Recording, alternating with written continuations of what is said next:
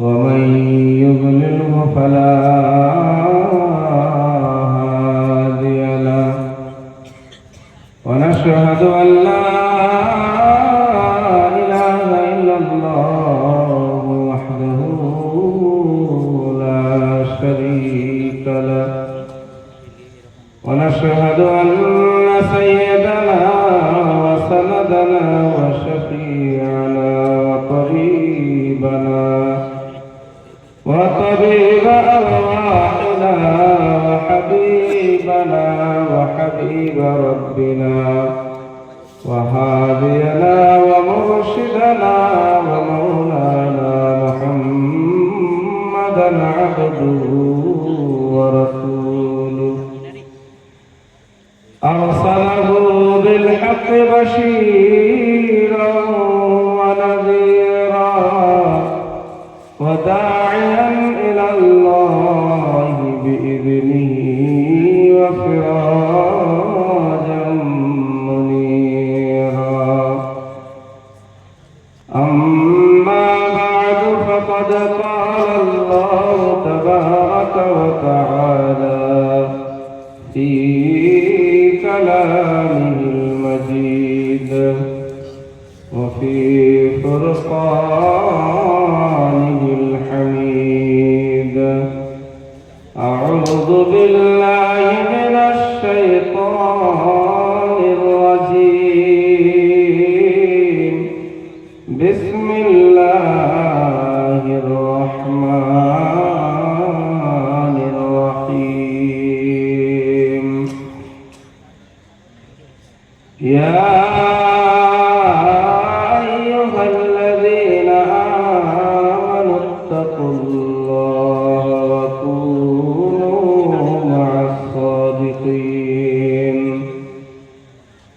وقال تعالى في موضع آخر يا أيها الذين آمنوا اتقوا الله ولتنظر نفس ما قدمت لغد واتقوا الله إن الله خبير بما تعملون. وقال النبي صلى الله عليه وسلم لا تزال قدم ابن آدم يوم القيامة حتى يسأل عن أربع: عن عمره فيما أفناه وعن شبابه فيما أبلاه وعن ماله من أين اكتسبه وفيما أنفقه وعن علمه ماذا عمل فيما علم أو كما قال عليه الصلاة والتسليم.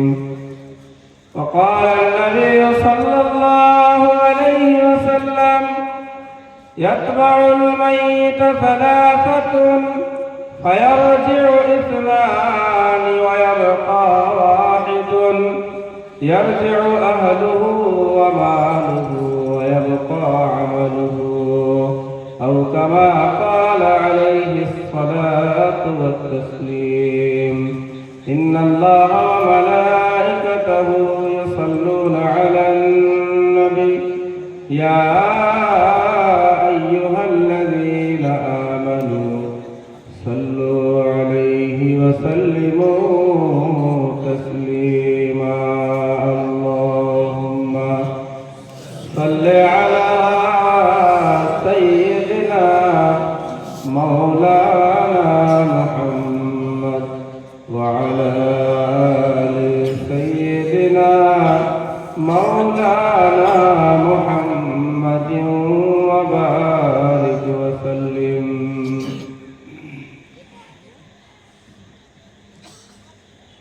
হাজারো ব্যথা বেদনার পরে ফিরে আসনি তুমি আপন ঘরে। হাজারো ব্যথা বেদনা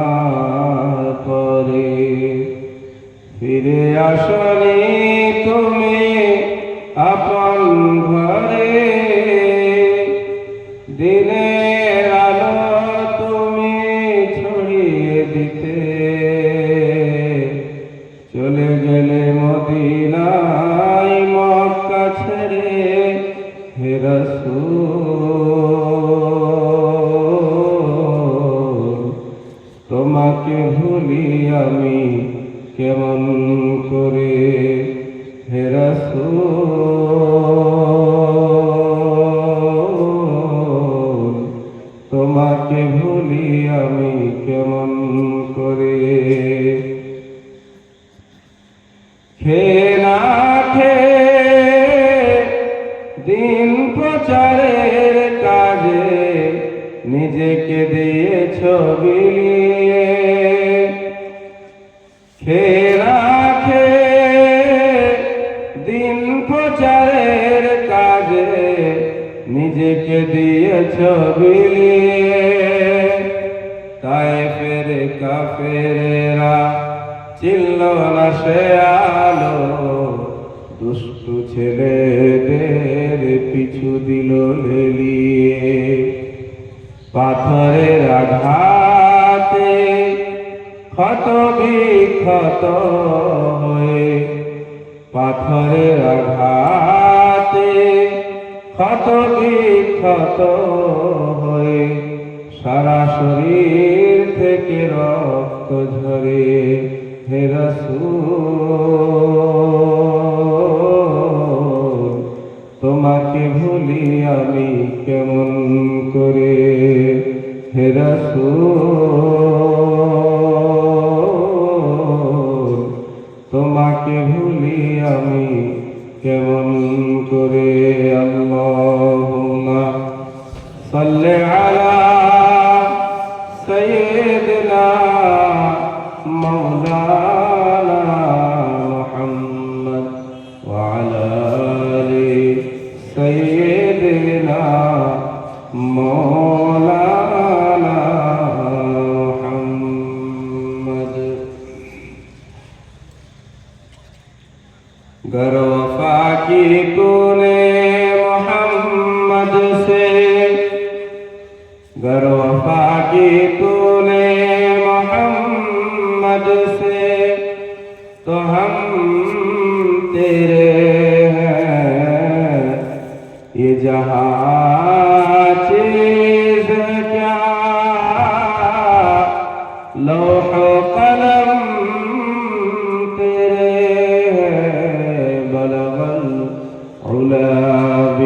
بكماله كشف الدجى بجماله حسنت جميع خصاله صلوا عليه وآله जो तू मेरा तो सब मेरा जो तू मेरा तो सब मेरा ज़मीन मेरी फलक मेरा अगर एक तू नहीं मेरा तो कोई शय नहीं मेरी अल्लाहुम्मा सल्ले अला सय्यिदिना मौलाना मुहम्मद व अला आलि सय्यिदिना मौलाना मुहम्मद শ্রদ্ধেয় সম্মানীয় আজকের এই মহতী জলসার নির্বাচিত নির্ধারিত যোগ্যতম সভাপতি সাহেব মুআজ্জাজ ও মুকাররম মঞ্চে ও মঞ্চের বাইরে উপস্থিত ওলামায়ে কেরাম সম্মুখখানে অবস্থানরত সর্বস্তরের প্রাণপ্রিয় মুসলমান ভাইয়েরা চাচারা মুরব্বী বাবারা পর্দার অন্তরালের অত্যন্ত শ্রদ্ধেয়া মা ও বোনেরা সর্বপ্রথম শুকরিয়া আদায় করি সেই মহান রব্বুল আলামিনের দরবারে যে মহান রব্বুল আলামিন অত্যন্ত দয়া করে মায়া করে ভালোবেসে আমাদেরকে পার্থিব সমস্ত রকমের ব্যস্ততা থেকে বিরতি দিয়ে আরামের নিদ্রাকে হারাম করে দিনের মহব্বতে ওলামাদের মহব্বতে দিনের নিসবতে দিনের এই মজলিসে জান্নাতের টুকরা বাগানে আসার বসার সুযোগ দান করেছেন। তাই আমরা সকলেই বিশ্ব প্রতিপালকের বিশ্ব দরবারে কালিমাত শকর উচ্চারণ করি। সকলেই জবান ছেড়ে উচ্চ স্বরে সহজ করে বলি আলহামদুলিল্লাহ। তারপরে জানাই অগণিত দরুদ ও সালাম বর্ষিত হোক মহানবী বিশ্ব নবী নবীগুলো শিরোমণি মা আমিনার লাল মরুর দুলাল আকায় নামদার তাজদারে মদিনা জনাবে মুহাম্মদুর রাসূলুল্লাহ সাল্লাল্লাহু আলাইহি ওয়াসাল্লামের প্রতি আমরা সকলেই মুহাব্বতের সাথে দরবারে রিসালাতে দরুদ শরীফের নাযরানা পেশ করি, বলি সাল্লাল্লাহু আলাইহি ওয়াসাল্লাম। আল্লাহ রাব্বুল আলামিন দয়া করেছেন, ভালোবেসেছেন, রহমতের দৃষ্টিতে দেখেছেন বলি আমাদের মতো অযোগ্য নগণ্য গুনাহগার পাপী তাপী বান্দা বান্দিরা এই গভীর রজনীতে যেখানে আরামের বিছানা আমার জন্য অপেক্ষায় আছে, ঘুমও পাচ্ছে, চোখ বন্ধ হচ্ছে, তা সত্ত্বেও চোখে পানি দিয়ে যে কোনো উপায়ে গরম চা পান করে জেগে বসে আছি, এটা আল্লাহ পাকের বহুত বড় দয়া। অনেক মানুষ চলে গেল, চলে যাচ্ছে, আবার কিছু চলেও যাবে। যাবার বেলায় বলে বলে যাবে, বক্তা জমাতে পারে না, বায়ান যাবে কি হয়েছে বলে না, বলা ভালো নয়, সুদ দিতে পারছে না, জমাতে পারছে না। যাই হোক, একটা বাহানা শয়তান থেকে দেখাবে, সে ওই বাহানা ধরে চলে যাবে। কিন্তু আমাকে আপনাকে মনে রাখতে হবে, জলসা বায়ান বক্তব্য এগুলো জমানোর জিনিস নয়। কি বলছে? জমানোর জিনিস নয়, এটা শুনবো, শোনার পরে আমল করব। একজন মুসলমান তার বয়স হয়ে গেছে 35 বছর, 40 বছর, এক ওয়াক্তেরও নামাজ পড়েনি। এখন তাকে যদি সুর করে বলা হয় তোমাকে নামাজ পড়তে হবে, তার জন্য কি কথাটা জমবে? একজন সুদখোর, সুদের ব্যবসা, সুদের ব্যবসায়ীকে যদি বলা হয় আল্লাহ পাক পবিত্র কোরআনে ঘোষণা করেছেন সুদ হারাম, নবীজি বলেছেন সুদ হারাম, তো তার জন্য কি এই বক্তব্য ভালো হবে না তার এই বক্তব্যটা জমানো বক্তব্য হবে? যে কোনো বক্তায় আসুক না কেন, বক্তব্য রাখবে, কোরআন হাদিসের কথা বলবে। আমাদের তো রোগের শেষ নেই। ডাক্তার যখন অপারেশন করে তখন তো সেই রোগী মনে করে না ডাক্তার আমার উপকার করছে। হ্যাঁ, অপারেশন করার পরে কষ্ট থেকে যখন বেঁচে যায় তখন মনে করে যে ভালো হয়েছে। ঠিক ওই রকম এই মজলিসটা, যতক্ষণ বায়ান বক্তব্য হবে আমার খারাপও লাগতে পারে, ভালোও লাগতে পারে, জমতেও পারে, না জমতেও পারে, কিন্তু যদি ওইভাবে বসে থেকে আল্লাহ পাক আমাকে হিদায়াত দিয়ে দেন, তাহলে সেই অপারেশনের পরে পেশেন্টের মতো আমারও অবস্থা হবে। মনে হবে না শুনেছিলাম, শুনে খুব উপকার হয়েছে, ভালোই হয়েছে। আমরা সকলে নিয়ত করি ইনশাআল্লাহ জমক আর নাই জমক শেষ পর্যন্ত থাকবে। রাজি আছেন সকলে? 2 নাম্বার আমল করব, আমল করার নিয়তে শুনব। নামাজ যদি পড়ছি আলহামদুলিল্লাহ, না পড়তে শুরু করব। সামনে রমজান মুবারকের একটা পবিত্র মাস আসছে, সেই মাসে ইনশাআল্লাহ পুরো মাস রোজা রাখবো। আবার তার আগে আগামী কাল পরশু রবিবার দিনগত রাত, একটা মুবারক রাত, মুবারক রজনী, আল্লাহ রাব্বুল আলামিনের কাছে বড় পছন্দনীয়, বড় প্রিয়, যে রাত্রের ইবাদত আল্লাহ পাক কবুল করেন, বান্দা বান্দীদের গুনাহ খাতা ক্ষমা করেন। সেই রাতটাও তো সামনে, একটা রাতের পরেই তৃতীয় রাত। এই রাতটা আমরা ইনশাআল্লাহ যে যেরকম পারি জাগবো, যতটুকু পারি। সারা রাত জেগে থাকতে হবে এমন কোনো কথা হাদিসে নেই। সারা রাত জাগতে হবে, 100 রাকাত নামাজ পড়তে হবে, এক রাকাতে 4টা করে সূরা পড়তে হবে।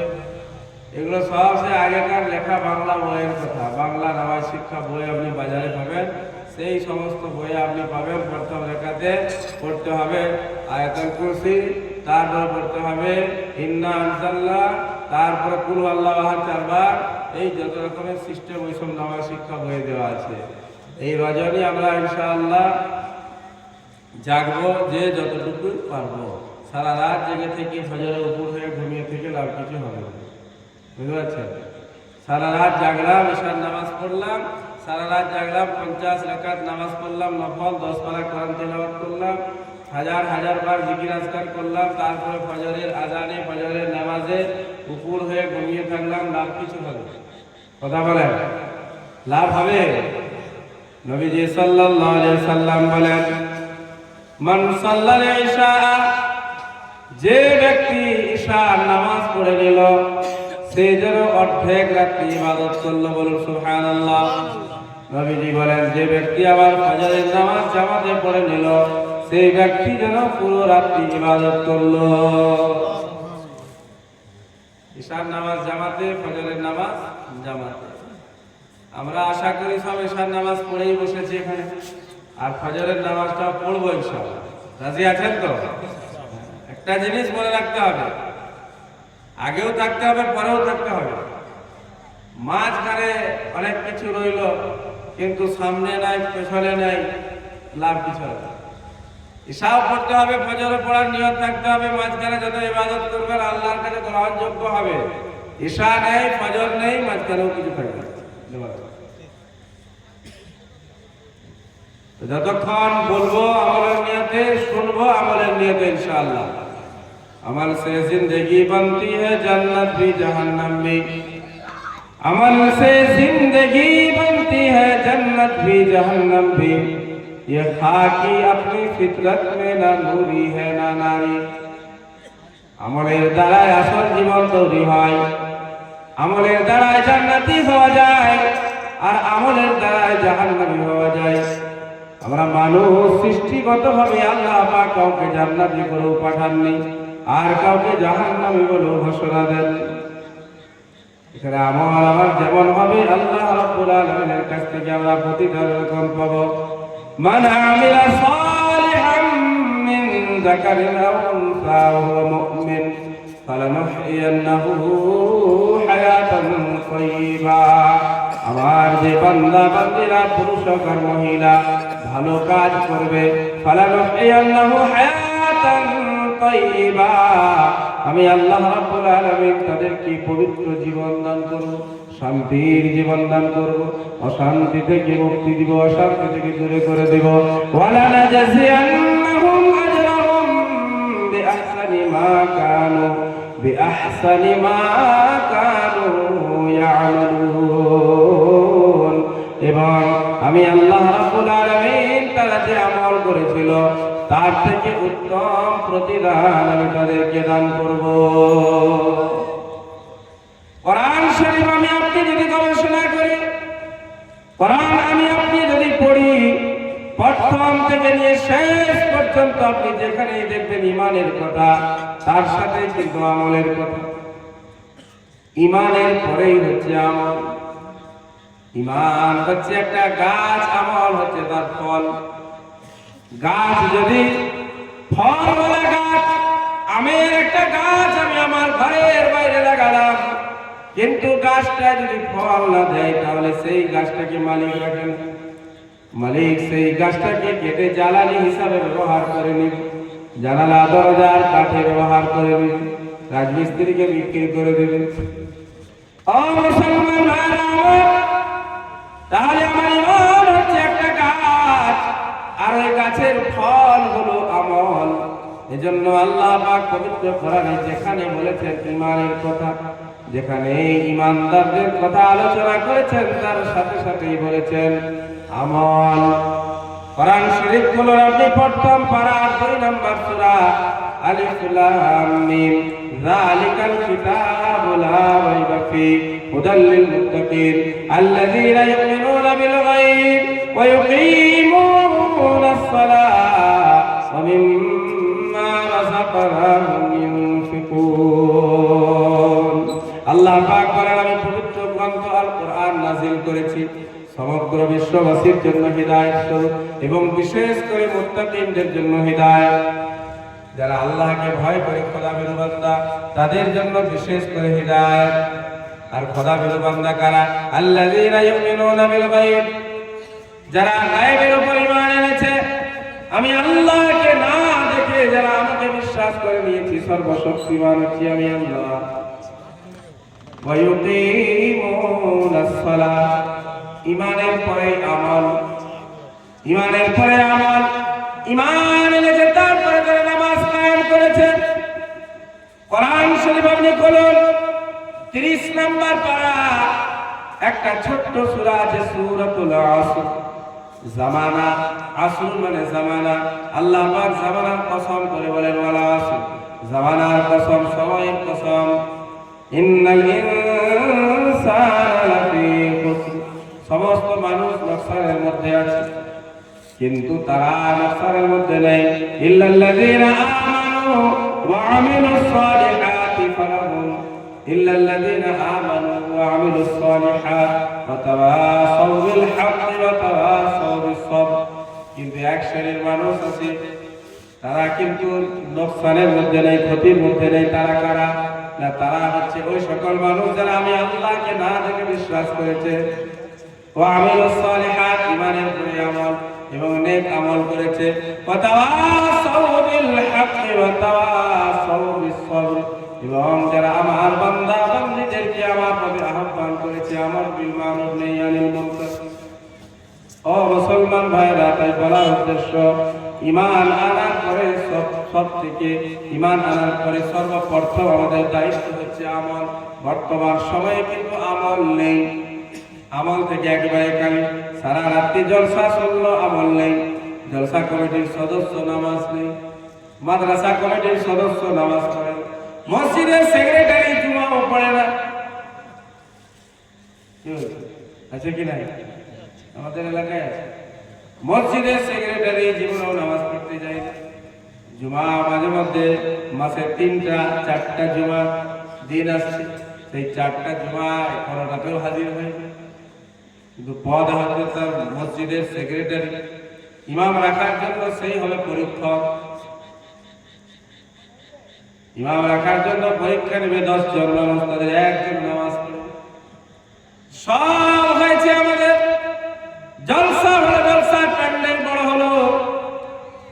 ভারতবর্ষের বক্তা এখন পছন্দ হচ্ছে না, বলে বাংলাদেশ থেকে আনতে হবে। তাই আবার কিছুদিন কয়েক বছর পরে দেখবেন বলবে শ্রীলঙ্কা থেকে আনতে হবে বক্তা। সেটাও আবার কিছুদিন পরে পছন্দ হবে, আবার বলে কোথা থেকে আনতে হবে। সব হলো মুসলমান ভাইরা আমার, কিন্তু আমল থেকে আমি যে দূরে ছিলাম, দূরেই রয়ে গেলাম। এই দূরত্ব কিন্তু আমার কম হলো না, মসজিদ থেকে দূরত্ব আমার কম হলো না। আমল যদি আমার আপনার মধ্যে না থাকে, খোদার কসম করে বলি রে ভাই, এরকম জলসা একটা নয়, শত শত জলসা যদি আমি করাই, আর শত শত জলসার জন্য আমি মেহনত করি, টাকা পয়সা খরচ করি, কিয়ামতের দিন কিন্তু আমার কোনো উপকারে আসবে না, আমার কোনো লাভ হবে না। কারণ নবীজি সাল্লাল্লাহু আলাইহি ওয়াসাল্লাম বলেন, আউয়ালু মা ইউহাসাবু বিহিল আবদু ইয়াওমাল কিয়ামাতি আস-সালাহ। কাল কিয়ামতের দিনে বান্দাকে সর্বপ্রথম যে বিষয়ে জিজ্ঞাসা করা হবে সেটা হচ্ছে তার নামাজ। নামাজ পড়েছে কিনা? যদি নামাজটা পড়ে থাকে তাহলে ফাকাদ আফলাহা ওয়া আনজাহা, সেই হচ্ছে সফল কাম। আল্লাহ পাক তাকে সফলতা দান করবেন, ওয়া আনজাহা, এবং নাজাত দিয়ে দিবেন, নিষ্কৃতি পাবে ওই ব্যক্তি। আর একটা মানুষ যার নামাজ নেই, জলসা আছে, মিলাদ আছে, নবী দিবস আছে, কিয়াম আছে, দরুদ আছে, 40 আছে, নদিনা আছে, সব আছে, কিন্তু আসল জিনিসটা নেই, নামাজ নেই। কাল কিয়ামতের দিন নবীজি বলেন ওই ব্যক্তি হবে ক্ষতিগ্রস্ত, তাকে কেউ আর বাঁচাতে পারবে না।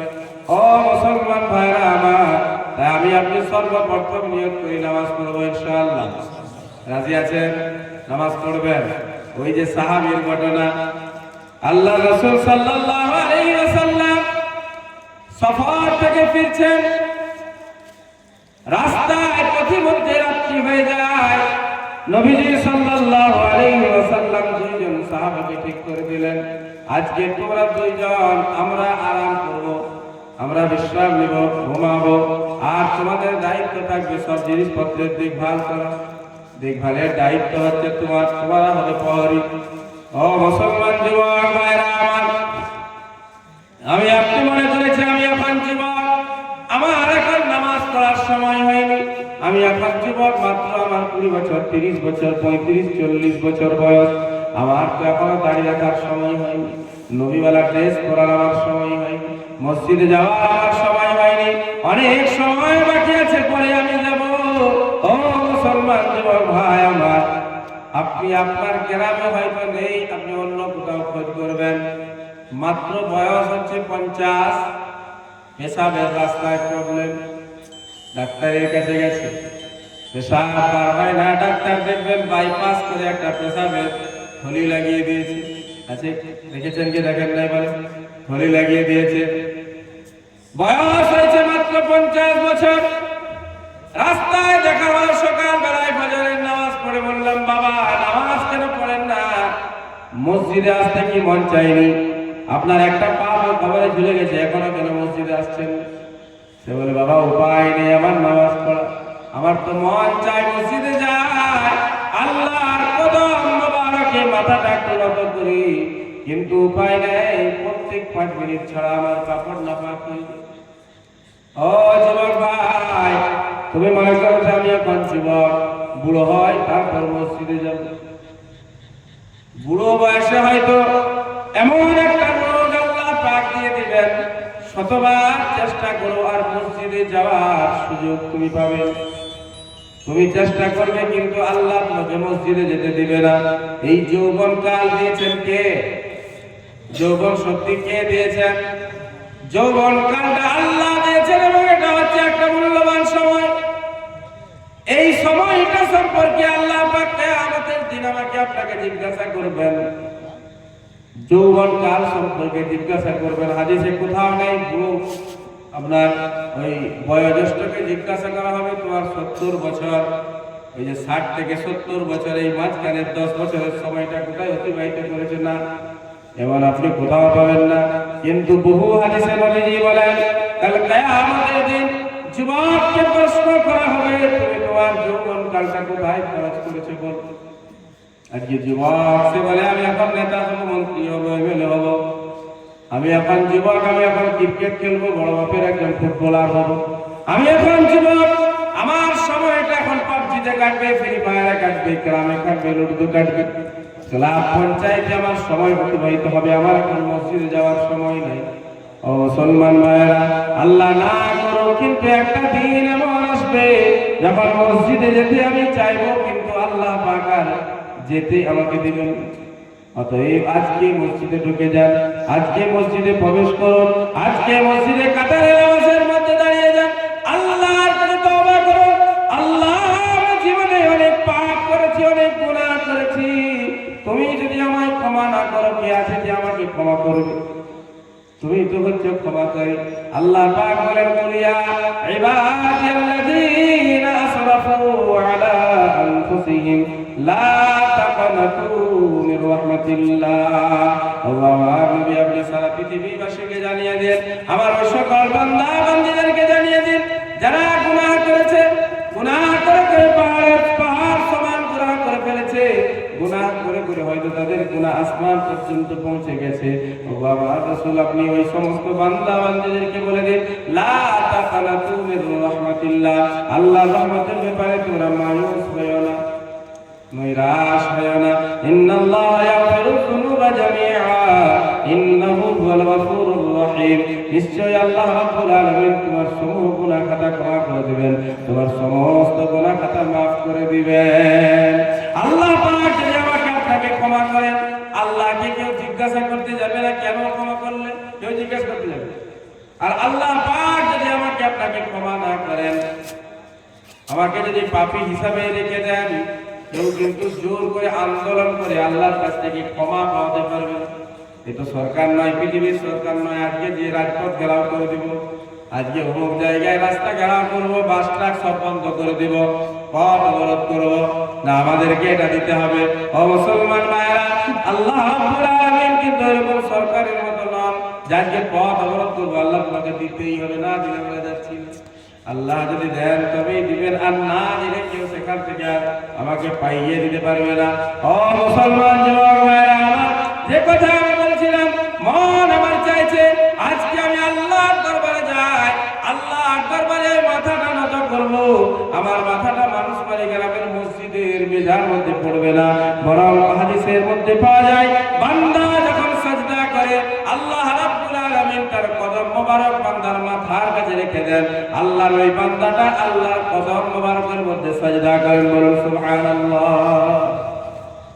এটা তো কখনো আমার মনে হলো না যায় আজকে একটু ফজরের নামাজটা পড়ে আসি, আসরের নামাজের সময় হলো, মসজিদে আযান হলো, আমি বাইরে বসে পাবজি খেলছি, ফ্রি ফায়ার খেলছি, পঞ্চায়েতের বন্ধুদের সাথে গল্প করছি, ক্লাবের বন্ধুদের সাথে সময় কাটাচ্ছি। আল্লাহ রাব্বুল আলামিন কিন্তু এই সময় সম্পর্কে জিজ্ঞাসা করবেন। যুবককে আল্লাহ প্রশ্ন করবেন, হে যুবক বলো, তোমাকে আমি যৌবনকাল দিয়েছিলাম, কোথায় খরচ করেছো? যৌবনকালটা তোমার জীবনের সবথেকে মূল্যবান সময় ছিল। কি বলেছো? কখনো মনে করে যে পাহাড়ে চড়বো, চলে গেছে, হ্যাঁ, মোটরসাইকেল চালাবো, চালিয়েছি, গাড়ি চালাবো, চালিয়েছি, দৌড়ে এখান থেকে আমি চলে যাবো বাজার পর্যন্ত, চলে গেছে। কিন্তু একটা সময় এমন আসবে, বুড়ো বয়স, ওই যে গাড়ি কিনে দেখেন নাই, নতুন গাড়ি কিনলে বলে কি 5 বছর মোবিল পাল্টাও, গাড়ি চালাও, 5 বছর 10 বছর পর্যন্ত নতুন গাড়ি কিনেছো, এখন কমপক্ষে তুমি 5 বছর শুধু ওই মোবিল টাইমে টাইমে চেঞ্জ করা, গাড়ি চালাও, কোথাও কোনো প্রবলেম দেখা দেবে না। কিন্তু গাড়িটার বয়স যেই আপনার 10 বছর হয়ে যায়, দেখেন নাই, কখনো বলছে সকার জাম হয়, কখনো বলছে টার্বো খারাপ হয়ে গেছে, কখনো এদিকে লাইট কেটে যাচ্ছে, কখনো আবার বাম দিকে লাইট কেটে যাচ্ছে, এই কপাটে ঝড়ঝড় করছে, ওই কপাটে ঝড়ঝড় করছে। হ্যাঁ যুবক ভাইরা, একটা দিন আমার আপনার জীবনেও এমন আসবে, একটা সময় এমন আসবে যে সময়টাই কখনো সকালবেলায় উঠে বলবেন এই পায়ে ব্যথা করছে, কখনো বলবেন কোমরে ব্যথা করছে, কখনো বলবেন মাথা ব্যথা, হয় কি হয় না বলেন? হ্যাঁ, এই যে যৌবনকাল, এটার মূল্যায়ন করুন। নবীজি সাল্লাল্লাহু আলাইহি সাল্লাম বলেন, নি'মাতানি মাগবুনুন ফীহিমা কাসীরুম মিনান নাস, দুটা নিয়ামত আল্লাহ পাক বান্দাকে এমন দিয়েছেন যে দুটা নিয়ামত সম্পর্কে বান্দা বড় অবহেলা করে, বড় অবহেলা করে। এই নিয়ামত গুলো কিছু মনেই করে না, মূল্যায়ন করে না। তার এক নাম্বার হচ্ছে আসিহা, তাকে যে আল্লাহ পাক সুস্থতা দান করেছেন, সুস্থ বানিয়েছেন, এই সুস্থতার মূল্যায়ন করে না। 2 নাম্বার হচ্ছে আল ফারাগ, বিরতি, সময় আছে, নামাজ পড়ার সময়। কিন্তু একটা দিন এমন জীবনে আসবে যে যখন আমি আর সময় পাবো না, কাজ আর কাজ, ব্যস্ততা আর ব্যস্ততা। দেখছেন না, সকালবেলায় ভোর 5টার সময় বেরিয়েছে, রাত 10টার সময় ঘরে এলো, এরপরে রাত 10টায় ঘরে আসার পরে খাতা কলম নিয়ে বসে গেছে সব হিসাব করার জন্য, সারাদিনে কাকে কি দিয়েছে, কার কাছে কি দিয়েছে। আছে না এমন ব্যস্ত মানুষ? ব্যস্ততার শেষ নেই। কিন্তু যে সময়টাই ছিল আমার ফুরসত, ওদের কাজে লাগাতে পারি নাই। তাই নবীজি বলেন দুটা জিনিসে বড় অবহেলা করে। এক নাম্বার হচ্ছে সিহা, তার সুস্থতার সময়, সুস্থ যখন ছিল সে বলল আমি এখন ফুটবল খেলবো, আমি এখন ক্রিকেট খেলবো, আমি এখন রাজনৈতিক দলের বড় মাপের নেতা হব, পঞ্চায়েত মেম্বার হব, ক্লাবের সভাপতি সেক্রেটারি হব। যৌবন যখন ছিল, সুস্থতা ছিল, তখন এই সুস্থতার সময়টাই কখনো মনে করেনি যে আমি আজকে নামাজ পড়বো, আজ থেকে আমি নামাজ পড়বো, আল্লাহ ওয়ালা হবো। কারণ এই যৌবনকালে আমি যদি রাত্রে জেগে নামাজ পড়তে চাই, পড়তে পারবো। যৌবনকালে আমি দাঁড়িয়ে নামাজ পড়তে পারবো, বার্ধক্যে গিয়ে আমি দাঁড়িয়ে পড়তে পারবো না। কত মানুষ আপনি মসজিদে এমন দেখতে পাবেন যে মানুষটা সহিভাবে বসেও নামাজ পড়তে পারছে না, তাকে পা গুলিকে কাবা শরীফের দিকে লম্বা করে দিতে হয়েছে, রুকু সাজদা করতে পারছে না, রুকুটা ইশারায় করতে হচ্ছে, সাজদা ইশারায় করতে হচ্ছে।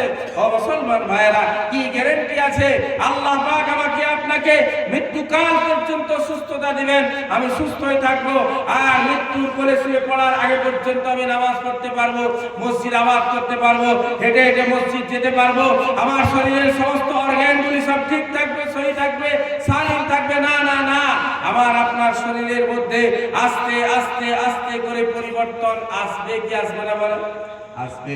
আল্লাহ পাক পবিত্র কোরআন 21 নম্বর পারায় ঘোষণা করে দিয়েছেন, আল্লাহুল্লাযী খালাকাকুম মিন যুরফ সুম্মা জাআলা মিন বা'দি যুরফিন কুওয়া সুম্মা জাআলা মিন বা'দি কুওয়াতিন যুরফান ওয়া শাইবা। ওরে আমার বান্দা, আমি আল্লাহ রাব্বুল আলামিন তোকে একটা অতি দুর্বল নির্জীব পানি থেকে সৃষ্টি করেছি। নির্জীব পানি ঘৃণিত পানি যাকে মানুষ পছন্দ করে না, কাপড়ে লাগলে কাপড় নাপাক, শরীরে লাগলে শরীর নাপাক, তার একটা দুর্গন্ধযুক্ত একটা পানি থেকে আমি তোমাকে সৃষ্টি করেছি। তারপর আমি আল্লাহ রাব্বুল আলামিন তোমাকে শক্তি দিয়েছি। আল্লাহুল্লাযী খালাকাকুম মিন যুফ সুম্মা জাআলা মিন বা'দি যুফিন কুওয়া। অতঃপর আমি আল্লাহ রাব্বুল আলামিন তোমাকে শক্তিশালী বানিয়েছি। যৌবন নামক একটা নিয়ামত তোমাকে আমি দান করেছি। ওরে আমার বান্দারে, তারপর আমি আল্লাহ সুম্মা জাআলা মিন বা'দি কুওয়াতিন যুফান ওয়া শাইবা। অতঃপর আমি আল্লাহ রাব্বুল আলামিন তোমার কাছ থেকে সমস্ত শক্তিকে আমি কাড়িয়ে নিব। শক্তি তোমার সব শেষ করে দেব, তোমাকে বৃদ্ধ করে দেব, বুড়ো করে দেব। চোখের যে পাওয়ার ছিল এই পাওয়ার আর থাকবে না।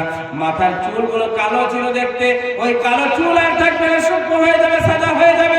দাড়ির চুলগুলো সব সাদা হয়ে যাবে, মচগুলো সাদা হয়ে যাবে। হাতের শক্তি থাকবে না, পায়ের শক্তি থাকবে না।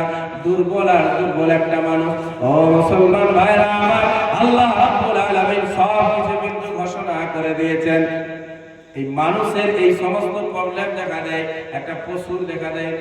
আপনার মানুষ মানে গ্রামে আপনি কি দেখেছেন একটা কুকুর লাঠি ধরে চলছে?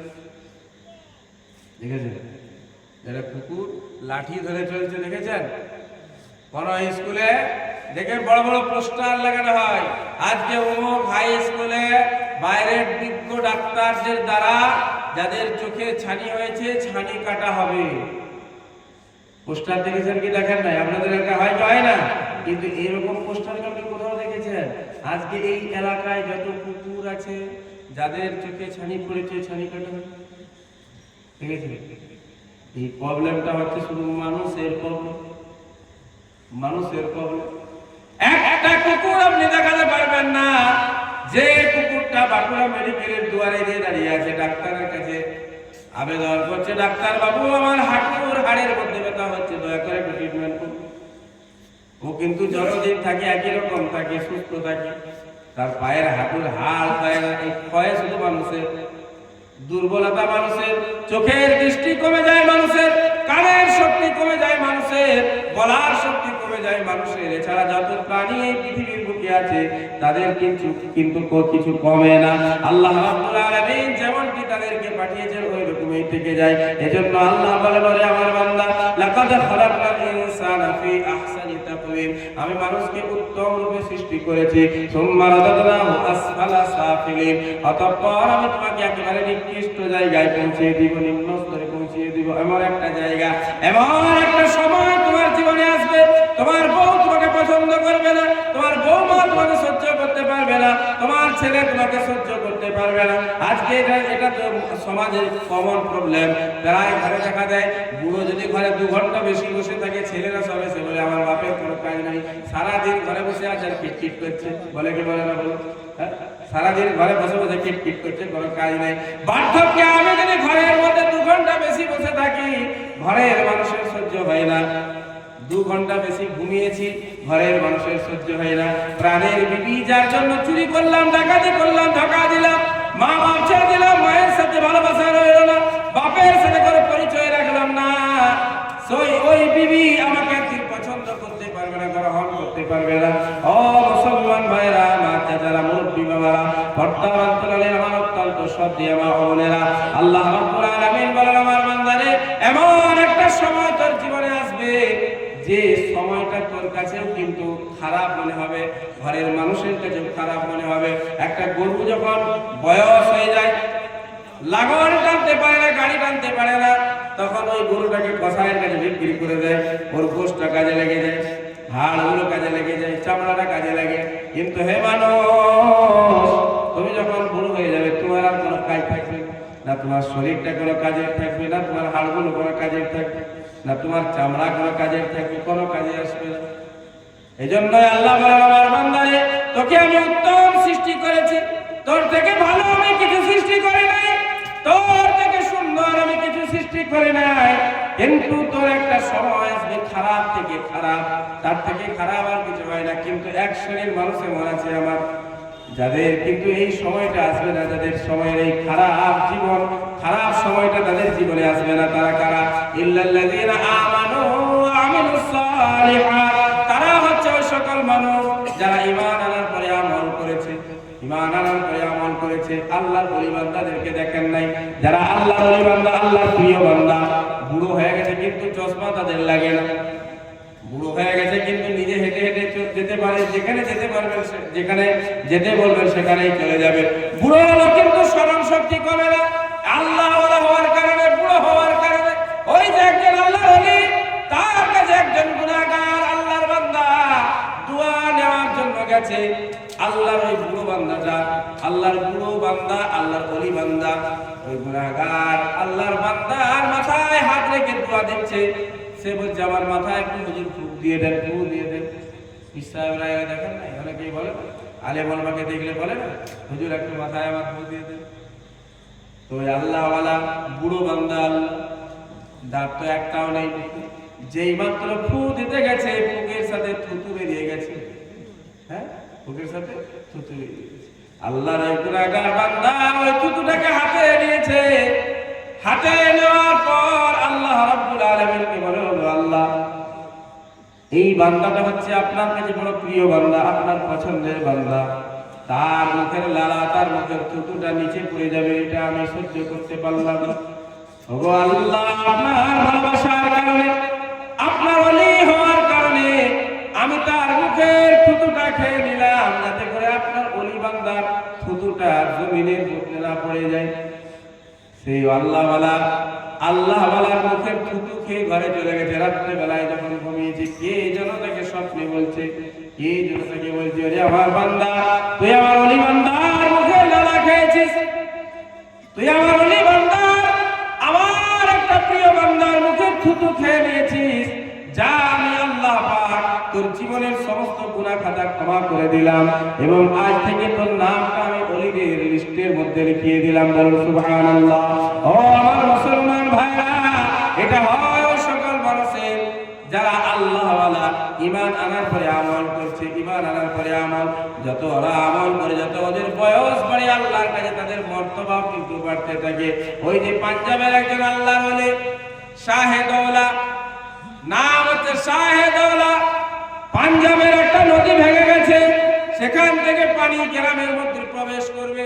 সামনে একটা আপনার ওই কি বলে আল বলেন তো, যে যা ছিল একটা আল আমাদের এলাকায়, আমাদের দিকে তো আল বলে জমির সাইডে যেগুলো থাকে, হ্যাঁ, তো ওটা ভেঙে গ্রামের মধ্যে পানি প্রবেশ করবে। গ্রামের সমস্ত মানুষ মাশওয়ারা করে গেছে ওই আল্লাহর ওলির কাছে, তার কাছে চলো, সে যদি দোয়া করে দেয় আল্লাহ পাক হয়তো আমাদেরকে এই মুসিবত থেকে রক্ষা করবেন। তারা সকলেই চলে গেছে আল্লাহর ওলির কাছে।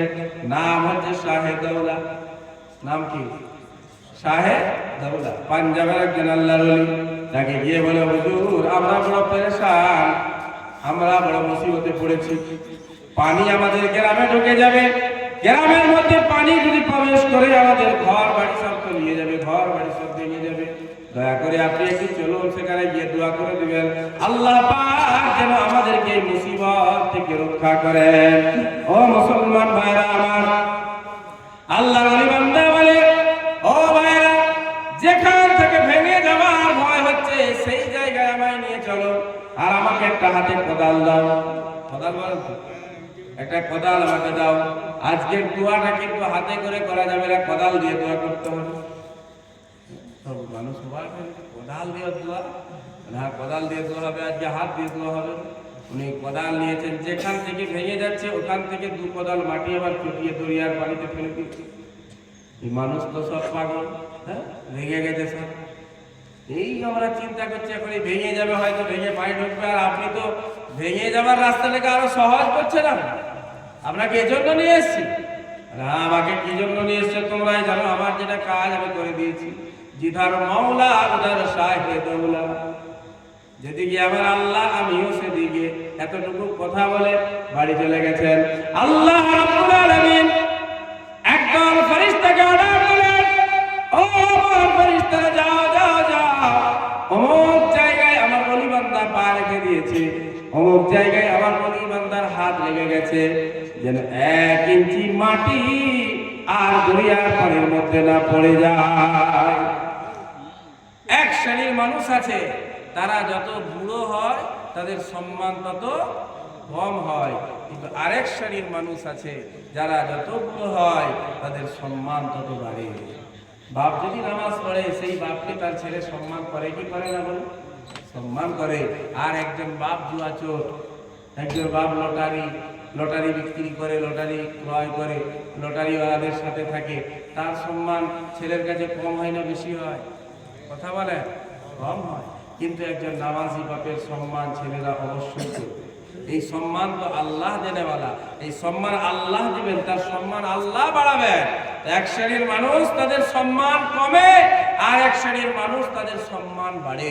ওই যে আল্লাহর ওলিরা আছে দেখেন না গ্রামগঞ্জে, হ্যাঁ, ফল আপনি খেতে দিয়েছেন, সে ওখান থেকে হয়তো দুটো ফল খেলো, তারপরে বললো বাবা এই ফলগুলো রাস্তায় দিয়ে দাও, যারা আছে আমার গরিবের তাদেরকে দিয়ে দাও। দেখেন না ওই ফলগুলো নেওয়ার জন্য সব কাড়াকাড়ি করে, হ্যাঁ, কাড়াকাড়ি করে লড়াই লেগে যায়, হে আল্লাহর ওলির হাত লেগেছে আমি খাবো।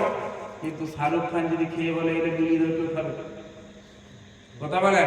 সলমান খান যদি এসে বলে আমার এই জুঠা বিলিয়ে দাও, আমার বন্ধুদের মধ্যে কেউ খাবে? ছুবে না। এই আল্লাহর ওলিদেরকে আল্লাহ সম্মান দিয়েছেন, আল্লাহ ওয়ালাদেরকে আল্লাহ সম্মান দিয়েছেন। তাই যুবক জওয়ান ভাইরা আমার, এই যৌবন কাল চিরকাল আমাদের থাকবে না, যৌবনটা চিরকাল থাকবে না, চোখের পাওয়ার চিরকাল থাকবে না, পায়ের এই চলার শক্তি চিরকাল থাকবে না, হাতের এই শক্তি চিরকাল থাকবে না, স্মরণ শক্তি চিরকাল থাকবে না, মুখস্থ করার বিদ্যা এটাও চিরকাল থাকবে না। আজ আছে, আজকে কাজে লাগিয়ে দিতে হবে। আজকে চলার শক্তি আছে, হেঁটে হেঁটে মসজিদে যেতে হবে। আজকে উঠা বসার শক্তি আছে, ভালোভাবে নামাজটাকে দাঁড়িয়ে পড়ে নিতে হবে। কালকে এমন একটা সময় আসবে যখন বসে ছাড়া আর উপায় থাকবে না। তাই প্রথমে বলেছিলাম যে আমল, ইমানের পরে গুরুত্বপূর্ণ বিষয় হচ্ছে আমল। ইমানের পরে গুরুত্বপূর্ণ বিষয় হলো আমল। ইমানের পরে আমল আছে, মনে করুন গাছও আছে, ফলও আছে। ইমানের পরে আমল নাই, মনে করুন গাছ আছে, ফল নাই। শুধু গাছ নিয়ে লাভ নেই, ফলটাও চাই। তাহলে ইমান শুধু নিয়ে আমলটা তো আমার নেই। আল্লাহ পাক কিয়ামতের দিনে আমাকে জিজ্ঞাসা করবেন, ওরে বান্দা তোকে তো আমি ইমান দিয়েছিলাম, পৃথিবীতে অনেক মানুষ, সারা পৃথিবীতে 200 কোটি মুসলমান। কত মুসলমান? 200 কোটি মুসলমান সারা পৃথিবীতে। বাকি আরো আদার্স আমাদের থেকে অনেক বেশি আছে, অনেক বেশি। তাকে আমি ইমান দিই, তোমাকে আমি ইমান দিয়েছিলাম। মোদিকে আমি ইমান দেইনি, ওকে গদি দিয়েছি। ওর গদি বেশি দিনের নয়, কিন্তু তোর ইমান এখানেও থাকবে, সেখানেও থাকবে। কি বলছে? আজকে সব মানুষ ভয় পাচ্ছে না, বলছে এনআরসি হবে, এনআরসি তো এনআরসি হবে তো আমার ওপর তোমার ওপর হবে, হবে। কি বলছে? এনআরসি এনআরসি করে সব খেপে যাচ্ছে না, এনআরসি হবে। 32 কোটি আধার কার্ড বাদ দিয়ে দিয়েছে, তারপরে নাকি আবার কালকের খবর বলছে আবার সেগুলোকে ঘুরে দিয়েছে। 32 কোটি বাদ দিয়েছে। 55 বছর বয়স, 60 বছর বয়স, এক ওয়াক্তের নামাজ পড়ে নাই, ও পুরো প্যান কার্ড, আধার কার্ড, ভোটার কার্ড, মোবাইল নিয়ে অনলাইন ওনাদের কাছে ছুটে বেড়াচ্ছে। আমার নামটাকে ঠিক করে দাও, আমার নামটা মনে হচ্ছে মেল হচ্ছে না, বয়সটা মেল হচ্ছে না, ঠিক করে দাও। কি ভয় দেখেছে? এনআরসি। আরে এনআরসি আজ না হয় কাল তো হবে। কি বলছো? দুনিয়ার এনআরসি কে তুমি এত ভয় করলে, আর খবরে যে এনআরসি হবে না? কবরে এনআরসি হবে না, কবরে এনআরসি হবে, জিজ্ঞাসা করা হবে মার রব্বুক। দুনিয়ার এনআরসি তোমাকে বলবে তোমার ভোটার কার্ড দেখাও, আধার কার্ড দেখাও, প্যান কার্ড দেখাও, জন্ম সার্টিফিকেট দেখাও, জমির কাগজ দেখাও। কবরে উঠে এনআরসি হবে, বলবে মার রব্বুক, তোমার রব কে ছিল বলো, মা দিন তোমার দিন কি ছিল, মান নবী তোমার নবী কি ছিল, মা তাকুলু ফি হাদার রাজুল, কিংবা এই ব্যক্তি সম্পর্কে তোমার কি ধারণা ছিল বলো। এই তিনটা প্রশ্ন হবে। যারা পাস হবে তাদের জান্নাত, যারা ফেল হবে খবরটাই তাদের জাহান্নাম। ও মুসলমান যুবক ভাইরা, এনআরসি নিয়ে আমাদের কোনো ভয় নেই। যেটা নসিবে আমার আপনার লেখা আছে, যেটা আমার আপনার তকদির, সেটা হবে। কেউ রদ করতে পারবে না, পারবে? যদি আমার আপনার জীবনের 50 বছর ডিটেনশন ক্যাম্পে থাকা আল্লাহ লিখে রেখেছে, কেউ রদ করতে পারবে না। আমার জীবনের শেষ বয়সটা যদি আল্লাহ রেখেছে জেলখানায় থাকতে হবে, কেউ রদ করতে পারবে না। আমার আপনার নবী বিশ্ব নবী মুহাম্মাদুর রাসূলুল্লাহ সাল্লাল্লাহু আলাইহি ওয়াসাল্লাম, তিনিও যখন মক্কায় এলেন, সমস্ত মানুষ বড় ভালোবাসতেন। নাম রাখা হলো আমিন, সাদিক। আমানতদার, সত্যবাদী, এই দুটা উপাধি দেওয়া হয়েছিল নবীজিকে। তারপর যখন তিনি নবুয়ত পাওয়ার পরে মক্কাবাসীদেরকে লক্ষ্য করে বললেন, ও মক্কার মানুষেরা শোনো, তোমরা বলো লা ইলাহা ইল্লাল্লাহ মুহাম্মাদুর রাসূলুল্লাহ, তোমরা কামিয়াব হয়ে যাবে। এই কলমাটা একবার বলে নাও। তোমরা যে মূর্তিগুলির পূজা করছো, তাদের খাওয়ার শক্তি নাই, পান করার শক্তি নাই, তোমাকে দেওয়ার শক্তি নাই, তোমার হায়াতের মালিক নয়, মৌতের মালিক নয়, তোমার আমার সকলের সারা পৃথিবীবাসীর হায়াত মৌতের মালিক হচ্ছেন একমাত্র কে? কথা বলেন, একমাত্র কে? একমাত্র আল্লাহ। রাত্রি করার মালিক আল্লাহ, দিবস করার মালিক আল্লাহ, চন্দ্র সূর্য নক্ষত্র যা কিছু আমি আপনি দেখছি সব কিছুর মালিক হচ্ছেন একমাত্র আল্লাহ। ও মক্কার মানুষেরা, তোমরা বলে নাও লা ইলাহা ইল্লাল্লাহ, আল্লাহ ছাড়া কোনো উপাস্য নেই, আল্লাহ ছাড়া কোনো মালিক নেই, আল্লাহ ছাড়া কোনো খালিক নেই, আল্লাহ ছাড়া কোনো রাজ্জাক নেই, আল্লাহ ছাড়া কোনো সত্তার নেই, আল্লাহ ছাড়া কোনো কাহার নেই। আল্লাহ হচ্ছেন আমাদের হিসাব নেওয়ার মালিক, আল্লাহ হচ্ছেন আমাদেরকে দেওয়ার মালিক, নেওয়ার মালিক, রোগ দেওয়ার মালিক, আমার রোগ থেকে শিফা দেওয়ার মালিক, হায়াত দেওয়ার মালিক, মৌত দেওয়ার মালিক, ছেলে দেওয়ার মালিক, মেয়ে দেওয়ার মালিক, সব কিছুর মালিক হচ্ছেন একমাত্র কে? কথা বলেন, জোরে বলেন, একমাত্র কে? আল্লাহ। এই কথা যখন নবীজি বললেন, নবীজি তখন খারাপ হয়ে গেল। বর্তমান সময়েও যখন এই কথা বলে দেওয়া হয়, কিছু মানুষের কাছে ওই মৌলবি খারাপ হয়ে যায়। মৌলবি খারাপ, যে এই মৌলবি মনে হচ্ছে দেওবন্দি, এই মৌলবি মনে হচ্ছে ওয়াহাবি, এই মৌলবি মনে হচ্ছে জামাত ইসলামী, এই মৌলবি মনে হচ্ছে আহলে হাদিস। বলে কি বলে না? বলে যেই সত্য কথা বলে দিল, সত্য কথা বলবো। আল্লাহর কাছে চাইতে হবে। ছেলে মেয়ে দেওয়ার মালিক হচ্ছেন একমাত্র আল্লাহ। ছেলে দেওয়ার মালিক আল্লাহ, মেয়ে দেওয়ার মালিক আল্লাহ। আল্লাহ যদি ছেলে দিতে চান, মেয়ে কেউ দিতে পারবে না। আর আল্লাহ যদি মেয়ে দেন, ছেলে কেউ দিতে পারবে না। আবার যদি আল্লাহ না দেন, কেউ দিতে, কথা বলেন, কেউ দিতে পারবে না। নবীজি সাল্লাল্লাহু আলাইহি ওয়াসাল্লামের বিবাহ হলো 25 বছর বয়সে। ওনার বিবি হচ্ছেন খাদিজাতুল কুবরা, উম্মাতুল মুমিনিন। নবীদের বিবি, উম্মতের মা, আমার আপনার মা খাদিজাতুল কুবরা রাদিয়াল্লাহু তাআলা আনহার বয়স 40 বছর, নবীজির বয়স 25 বছর। আল্লাহ পাক হযরত খাদিজাতুল কুবরার গর্ভ থেকে নবীজিকে চারটি কন্যা সন্তান দান করলেন। কন্যা সন্তান কয়জন? 4 জন। 2 জন পুত্র সন্তান, আবার কেউ বলে 3 জন। 3 জন নয়, 2 জন পুত্র সন্তান। একজনের নাম ছিল ডবল, তাইয়্যিব তাহির, হ্যাঁ, কাসিম, তাইয়্যিব তাহির, আবার নাম এসেছে আব্দুল্লাহ। তো 2 জন সন্তান পুত্র আর 4 জন হচ্ছেন কন্যা। মোট কয়জন? 6 জন। কাকে দিলেন আল্লাহ? 40 বছর যার বয়স, হযরত খাদিজাতুল কুবরা রাদিয়াল্লাহু তাআলা আনহাকে দিলেন। কিন্তু নবীজির আর একজন বিবি সব থেকে কম বয়স, যার আম্মা জান আয়েশা সিদ্দিকা রাদিয়াল্লাহু তাআলা আনহা, আল্লাহ পাক দিতে চাইলেন না, তাকে না কন্যা সন্তান দিলেন আর না পুত্র সন্তান দিলেন। ছেলে মেয়ে দেওয়ার মালিক কে? জোরে বলুন, কে? আল্লাহ। পীরের দেওয়ার শক্তি নাই, পীরের মাজারে গেলে পাওয়া যাবে। ও তো নিজেই ইন্তেকাল করে কবরস্থ হয়ে গেছে, সে আবার আমাকে কি দিবে? সে তো আবার নিজেই ভিখারি, সে আমার কাছ থেকে চায়। আমি আপনি যদি পীরের মাজারে গিয়ে কবরে গিয়ে দরুদ পড়ি, সালাম পড়ি, সূরা ফাতিহা পড়ি, সূরা ইখলাস পড়ে 3 বার সূরা ইখলাস পড়লে 1 খতম কোরআনের সওয়াব পাওয়া যায়। ওই যে একজন পীর সাহেব আওয়াজ দিচ্ছেন, আমি কবরে অনেক আমল করলাম, আমার অনেক আমল, ও পৃথিবীর মানুষেরা, আমি হাজার হাজার বার কোরআন খতম করলাম, কিন্তু এখানে কোরআন খতমের কোনো মূল্য নেই।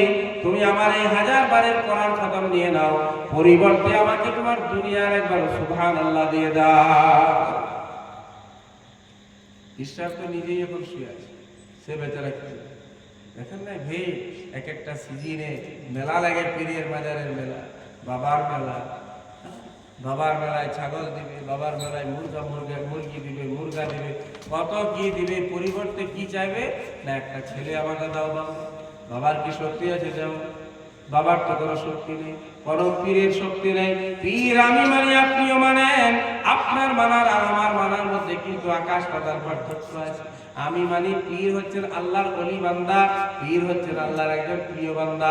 আল্লাহর রাসূল সাল্লাল্লাহু আলাইহি সাল্লাম জানিয়ে দিয়েছেন পীর হচ্ছে আল্লাহর মাহবুব, পীর হচ্ছে আল্লাহর ওলি বান্দা। যে পীরের সাথে দুশমনি করবে তার সাথে আল্লাহ স্বয়ং জিহাদ করবে, যুদ্ধ করবে। পীরের সাথে দুশমনি রাখা যাবে না, আলেমদের সাথে দুশমনি রাখা যাবে না। কে বলবে? আমি বলবো না, কেউ বলবে না, কিন্তু একটা জিনিস তো বলতে বাধ্য, না বললে তো মানুষ বড় খারাপ পথে চলে যাচ্ছে, শিরিক করে নিচ্ছে। মৌলভী বলছে যাচ্ছে যাক না পীরের বাজারে, আর তুমি মৌলভী ওখানে গিয়ে কি বসে আছে নাকি? ও যে মুরগা করেছে, পোলাও করেছে, পোলাও মুরগা দিয়ে পীরকে বলছে আমাকে একটা ছেলে দিতে। বহু কষ্ট করে এসছি আমি, অনেক ডাক্তারি করালাম, অনেক ওষুধ খেলাম, কিন্তু কিছুতেই কিছু হলো না। আপনার কাছে আমি বড়, মানুষের কাছে আপনার বড় প্রশংসা শুনেছি। কেউ একবার এসেছিল, সে 3টা ছেলের বাপ হয়ে গেছে, কেউ 5টা ছেলে পেয়ে গেছে, আপনাকে একটা দিতে হবে। এইগুলি চলবে, এটি শিরক হবে। দেওয়ার মালিক কে? কথা বলে। ছেলে দেওয়ার মালিক, মেয়ে দেওয়ার মালিক। এখানে আর একটা কথা মনে পড়ে গেল, কত মহিলা, সে বেচারির বিবাহ হয়েছে, প্রথম সন্তান হয়ে গেছে কন্যা, তালাক দিয়ে, স্বামী তালাক দিয়ে দিয়েছে। দোষ কি না কন্যা সন্তান হয়েছে? ওর কি বাপতি ঘরে নাকি? যে কন্যা সন্তানটা ওর বাপ দিয়েছে, কে দিয়েছে? কথা বলেন। আজকে বড় ওই মহিলাদের উপর আপনার নির্যাতন করা হচ্ছে, তারা বড় নির্যাতনের শিকার, তাদের উপর জুলুম করা হচ্ছে। একটা কন্যা সন্তান হয়েছে মেনে নিয়েছে, 2 নম্বর কন্যা সন্তান হওয়ার কারণে স্বামী তাকে তালাক দিয়ে দিয়েছে। 3টা কন্যা সন্তান হয়ে গেছে, শাশুড়ির সাথে 24 ঘন্টা লড়াই চলছে। ও বেচারি কি করবে বলো? ওর হাতে কিছু আছে? ওর হাতে কিছু নেই। দেওয়ার মালিক হচ্ছেন একমাত্র কে? আল্লাহ। তাই সন্তান কন্যা হোক আর পুত্র হোক, সবই আমরা রাজি। কথা বলে রাজি, নারাজ নয়। কন্যা সন্তান দেনেওয়ালা আল্লাহ, আর পুত্র সন্তান দেওয়ার মালিক আল্লাহ। আল্লাহ চেয়েছেন আমার আপনার নবী বিশ্বনবী মুহাম্মদ রাসূলুল্লাহ, সকলেই বলুন সাল্লাল্লাহু আলাইহি ওয়াসাল্লামকে আল্লাহ চারজন কন্যা সন্তান দিয়েছেন, আর তাদেরকে হায়াত দান করেছেন। তারাই বেঁচেছিলেন অনেক দিন, কিন্তু যে আপনার পুত্র সন্তান আল্লাহ পাক দিয়েছিলেন, তারা তো ছোটবেলায় সব ইন্তেকাল করে গেছে, সাবালক হতে পারেনি। মুসলমান ভাইরা, যখন মনে হবে আল্লাহ আমাকে তুমি কন্যা সন্তান দিলে, তখন মনে করবেন আমার আপনার নবীর 4জন কন্যা সন্তান ছিল।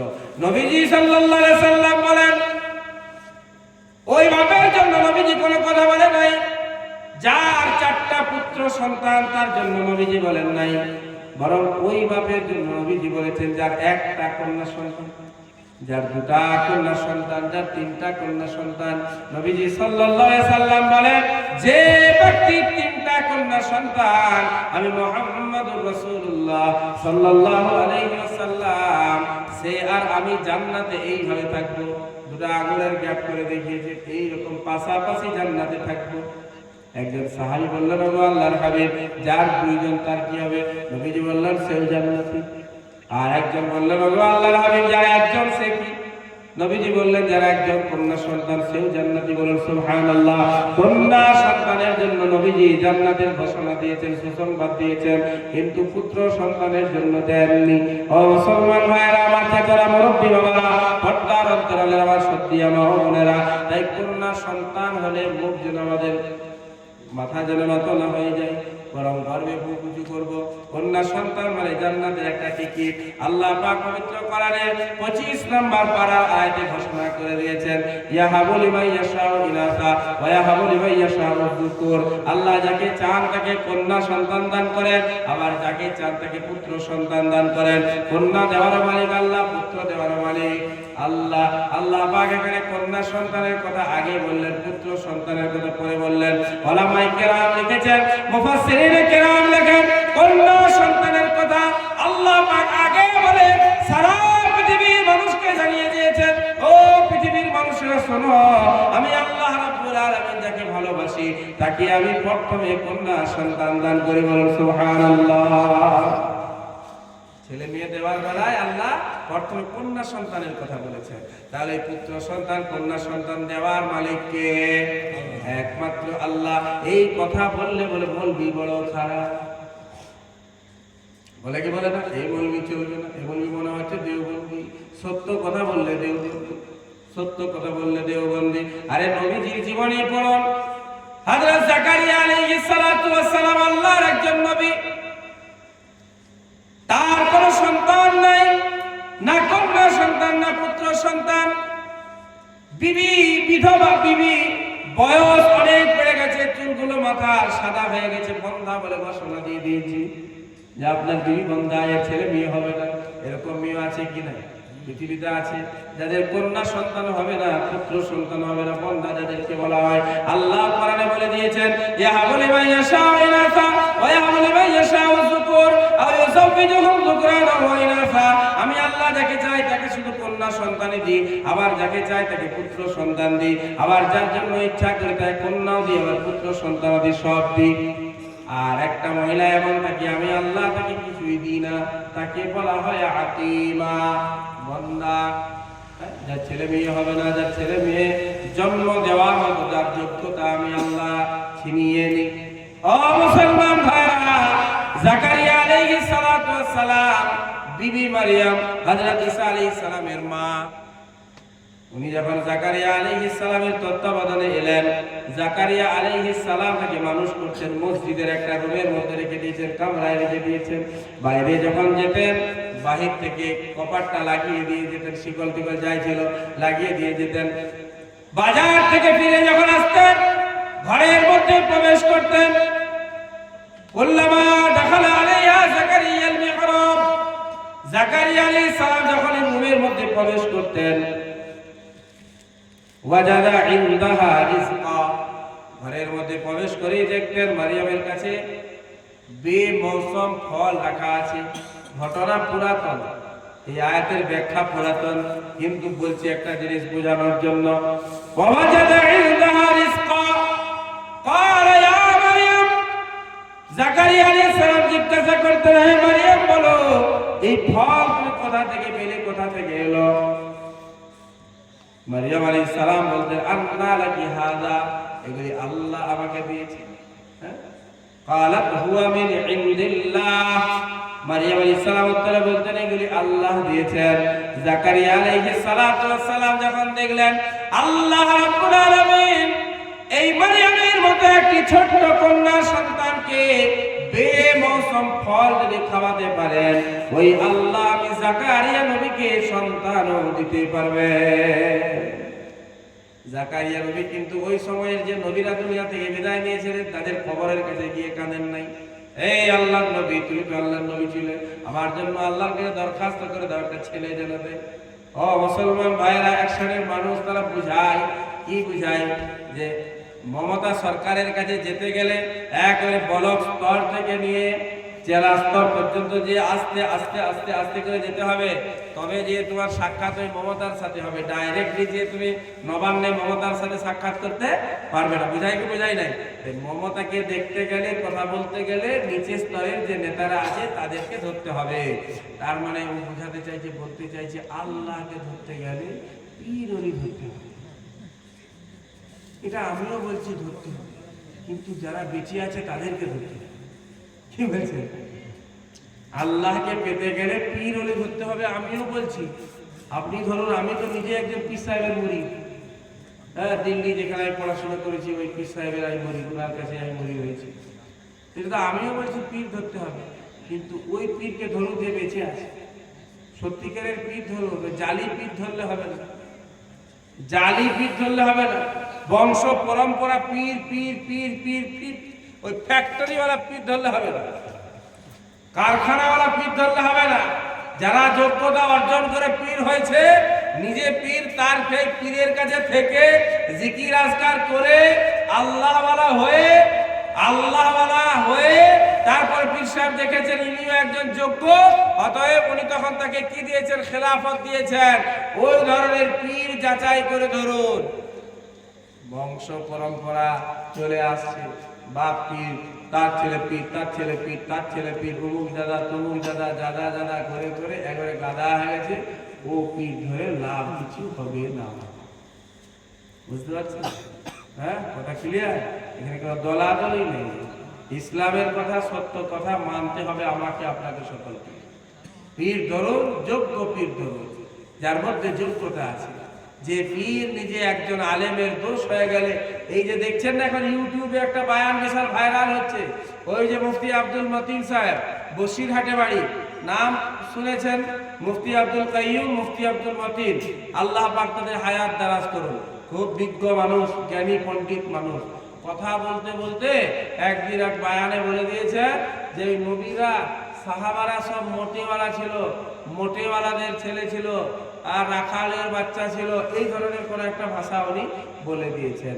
সেটা বলতে বলতে, কথা বলতে বলতে ভুল হতেই পারে, স্বাভাবিক।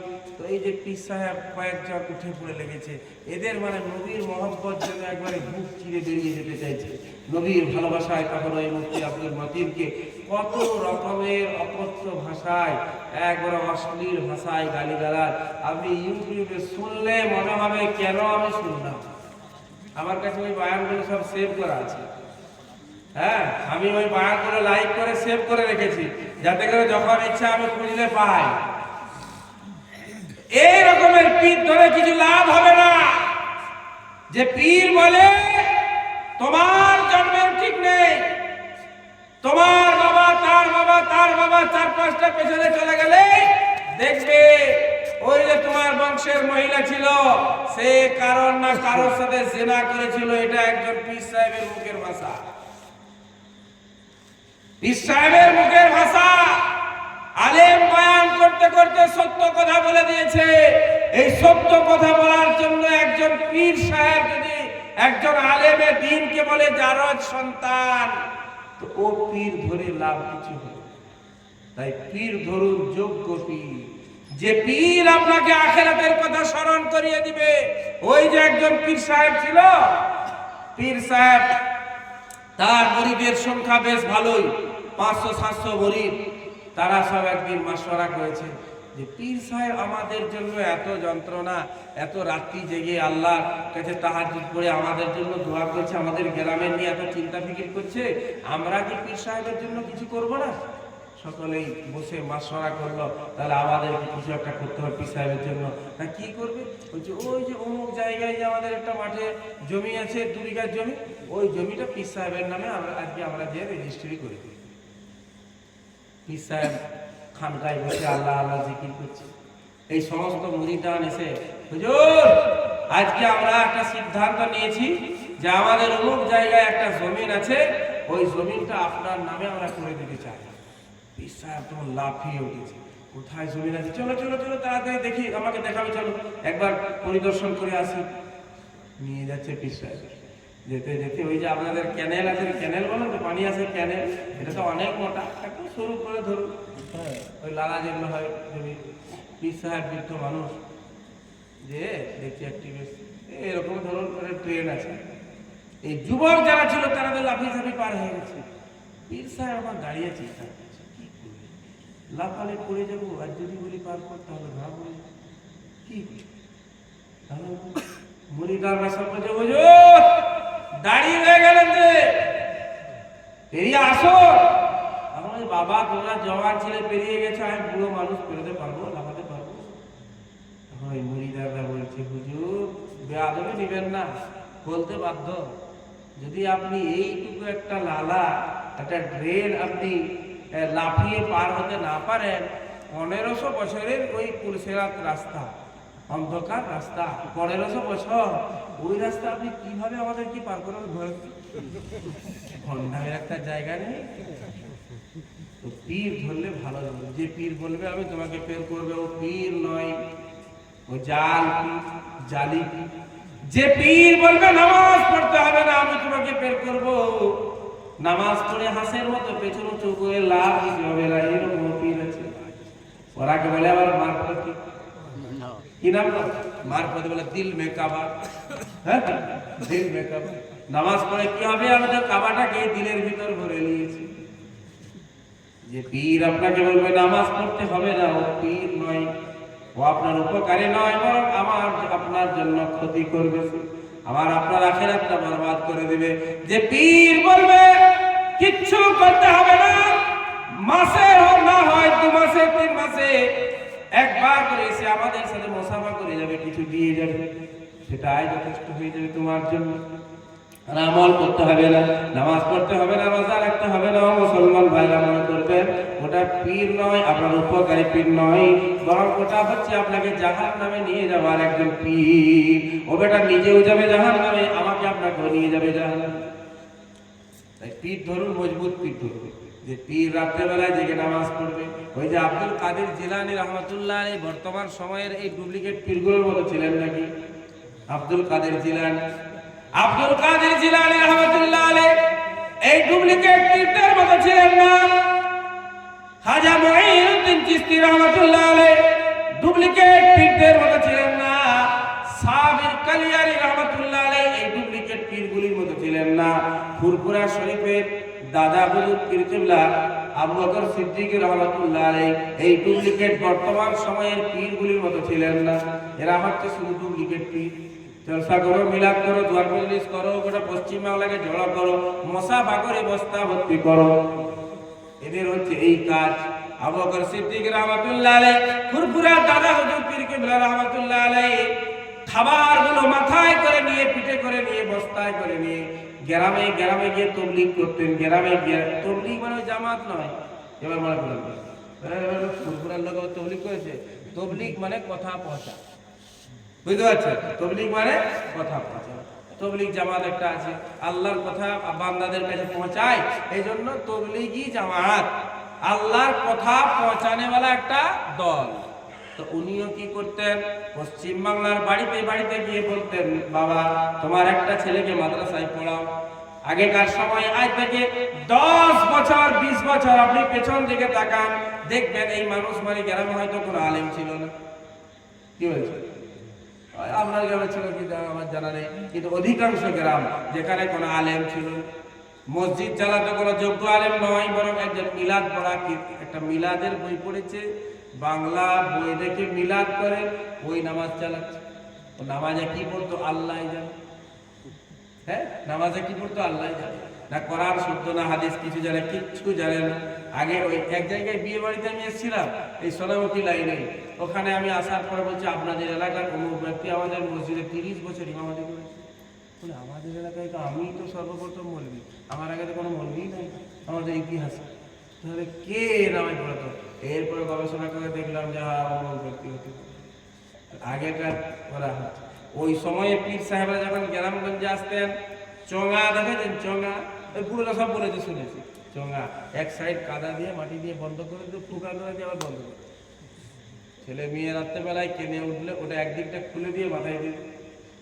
কিন্তু মুসলমান ভাইরা এখন ঘরে ঘরে আলেম, কি বলছে?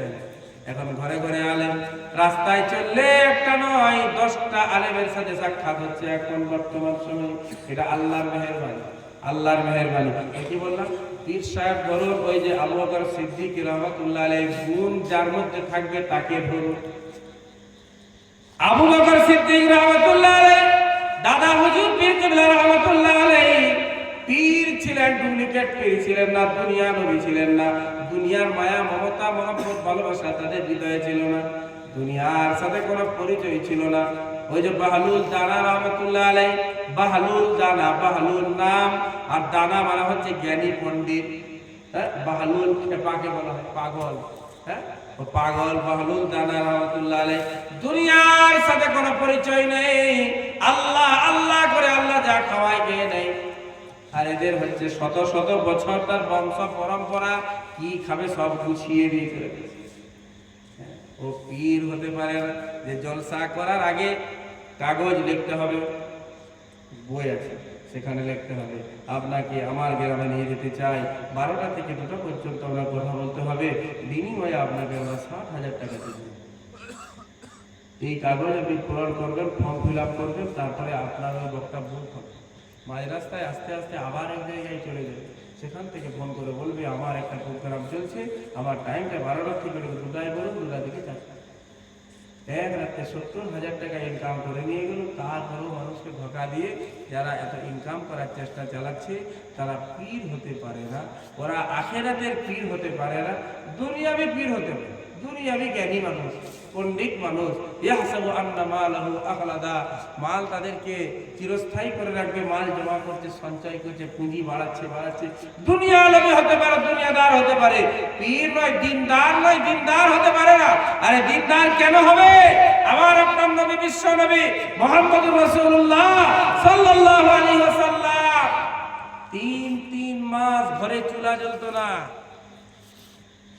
ওরা বক্তা বায়ানও করলো, 50,000 টাকা চুক্তি করে জলসাও করলো। তাহলে ওর এই চুক্তির সাথে জলসার কোনো সম্পর্ক? কথা বলে, বুঝতে পারছেন তো কথা? এই যে বললো নবী আমার পেটে পাথর বাঁধতেন অধিকাংশ সময়, না কিসের জন্য পেটে পাথর বাঁধতেন? ভোকের কারণে, খিদার কারণে কোমরটা সোজা করতে পারতেন না, এই জন্য নবী আমার পেটে পাথর বাঁধতে বাধ্য হতেন। তিনটা মাস পেরিয়ে যেত, নবীর ঘরে চুলা জ্বলতো না। আম্মা জান আয়েশা সিদ্দিকা রাদিয়াল্লাহু তাআলা আনহাকে জিজ্ঞাসা করা হলো, ওগো আম্মা জান, তাহলে আপনাদের জীবন যাপন কিভাবে হতো? আম্মা জান আয়েশা সিদ্দিকা রাদিয়াল্লাহু তাআলা আনহা বলেন, দুইটা কালো জিনিস দিয়ে, না এক নম্বরে হচ্ছে পানি, দুই নম্বরে খেজুর। খেজুর আর পানি খেয়ে জীবন যাপন হতো। একদিন নয়, দুদিন নয়, 3 দিন, 4 দিন, 5 দিন নয়, বরং পর তিনটা মাস, অর্থাৎ 90 দিন। 90 দিন এইভাবে জীবন যাপন হতো। আমার আপনার নবী, বিশ্ব নবী, যার জন্য আল্লাহ পাক এই দুনিয়া সৃষ্টি করেছেন, আসমান জমিন সৃষ্টি করলেন, যার আগমনের পূর্বে আল্লাহ পাক 1,24,000 পয়গম্বর পাঠালেন, দুনিয়াটাকে পুরো সাজিয়ে দিলেন। দুনিয়া যখন সেজে গেল, প্যান্ডেল হয়ে গেল, মাইক হয়ে গেল, লাইট লাগানো হয়ে গেল, সব কিছু যখন রেডি হয়ে গেছে, মসজিদের পর কমিটির সদস্যরা গেছে, হুজুর চলুন, আপনার জন্য অপেক্ষায় মানুষ বসে আছে। ও মুসলমান ভাইরা, দুনিয়া সাজানো যখন হয়ে গেল, আল্লাহ পাক তার শেষ নবী মুহাম্মদুর রাসূলুল্লাহ সাল্লাল্লাহু আলাইহি ওয়াসাল্লামকে দুনিয়ার বুকে পাঠালেন। তিনটা মাস পেটে পাথর বাঁধতে হলো, তিনটা মাস ধরে চুলা জ্বললো না।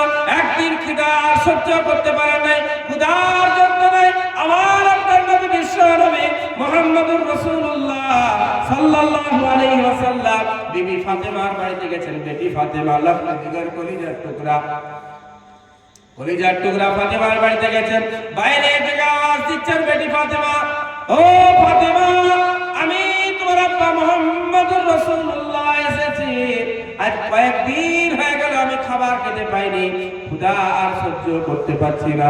ও বেটি, তোমার বাড়িতে যদি কোনো খাবার থাকে দয়া করে আমাকে একটু দাও।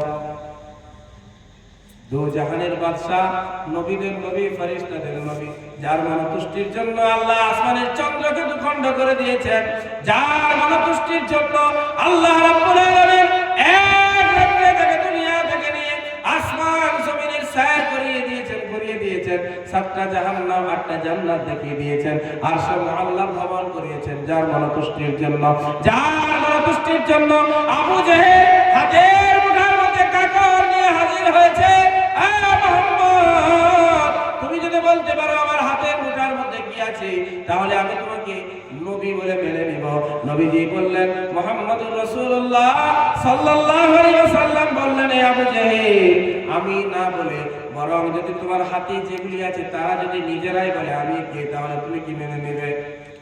আবু জেহেল বলল, তাহলে এটাকে শোনাই সহজ, তাহলে তো কোনো সন্দেহ হয় নাই।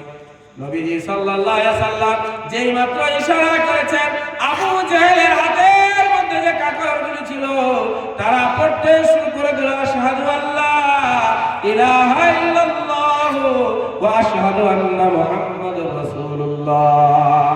আবু জেহেল সঙ্গে সঙ্গে ফেলে দিয়েছে, এই মুহাম্মদ, আমি মনে করতাম তুমি তো মানুষদের উপর জাদু করো, এখন দেখছি তুমি পাথরের উপর জাদু করে দিতে পারো।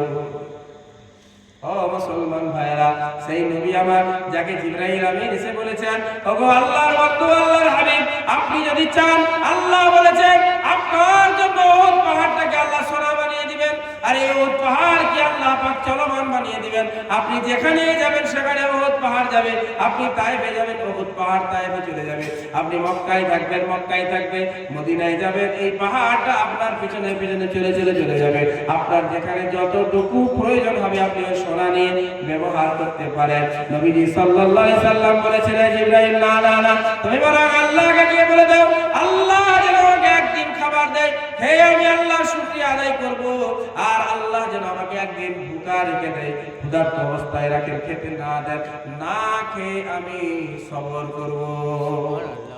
ও মুসলমান ভাইরা আমার, বক্তা মুখে ঘটনা বলল, চুক্তি করে 50,000 টাকার জলসা করলো।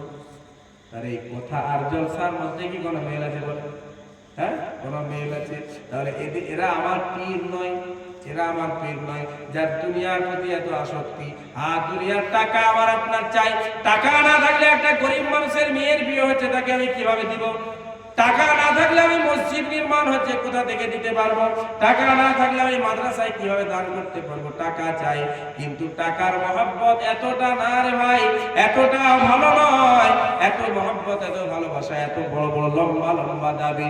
একটা সাধারণ গ্রাম, ছোট্ট গ্রাম, গরিব মানুষের গ্রাম, খেতে খাওয়া গ্রাম, সেই গ্রামে একটা আল্লাহ আল্লাহ রসুলের কথা শুনবে, দ্বীনের কথা শুনবে, কোরআনের কথা শোনার জন্য তাদেরকে প্রত্যেকটা ঘর প্রতি 600-700 করে চাঁদা করতে হবে। এমনটা যেন না হয়, এতটা তুমি দাবি করে দিও না। ও মুসলমান ভাইরা আমার, তাহলে যে কথা আমি বলছিলাম, নবীজি সাল্লাল্লাহু আলাইহি ওয়াসাল্লামের জীবনী অবস্থা ছিল এরকম। হযরত ফাতেমা বললেন, আব্বা আমিও আজ কয়েকদিন হয়ে গেছে কিছু খেতে পাইনি, আমার ঘরে কোনো খাবার নেই। এই কথা শুনে নবীজি সাল্লাল্লাহু আলাইহি সাল্লাম নিজের ঘরের দিকে ফিরে যাচ্ছেন, হঠাৎ করে পেছন থেকে আওয়াজ দিলেন, আব্বা আব্বা, আল্লাহ খাবারের ব্যবস্থা করে দিয়েছেন। আপনাকে আমি যখন বললাম আমার বাড়িতে কোনো খাবার নেই, তারপরে কে এসে যেন আমাকে এই খাবারটা দিয়ে গেল। আব্বা আপনি আসুন, আপনি খান, আমিও খাই, আমার ছেলেরাও খাক। নবীজি সাল্লাল্লাহু আলাইহি সাল্লাম সেখান থেকে কিছুটা খাবার নিয়ে বিবিদের বাড়িতে পাঠিয়ে দিলেন। বললেন, আমার বিবিরাও আজ কয়েকদিন হয়ে গেছে, তাদেরও পেটে কোনো অন্ন যায়নি, তারাও তো কয়েকদিন হয়ে গেছে খাবার খায়। যুবক ভাইরা, এটা ছিল আমার আপনার নবীজির জীবনী। এই ঘটনা বাস্তব ঘটনা, কোনো বানাওয়াট ঘটনা নয়, হাদিসের ঘটনা, হাদিসে বর্ণিত ঘটনা। ওই যে বাহলুল দানা পণ্ডিত লোক, কিন্তু সব সময় থাকতো পাগলের মতো। আল্লাহর ওলি যারা হবে তাদের এত আতর খুশবু, সুরমা টুপি, হ্যাঁ হাই ফাই ব্যাপার হবে না। আল্লাহর ওলি, প্রকৃত অর্থে যারা আল্লাহর ওলি হবে, তারা তো দুনিয়া সম্পর্কে তাদের কোনো ধ্যান ধারণাই থাকবে না। দুনিয়া সম্পর্কে তাদের কোনো ধ্যান ধারণাই থাকবে না। সে অ্যাক্টিভ থাকবে না। ওই ফেসবুক বলুন, ইউটিউব বলুন, টুইটার বলুন, আর হোয়াটসঅ্যাপ বলুন, যত রকমের এই যে মিডিয়া, তারা তো দুনিয়া সম্পর্কে কিচ্ছু জানবেই না।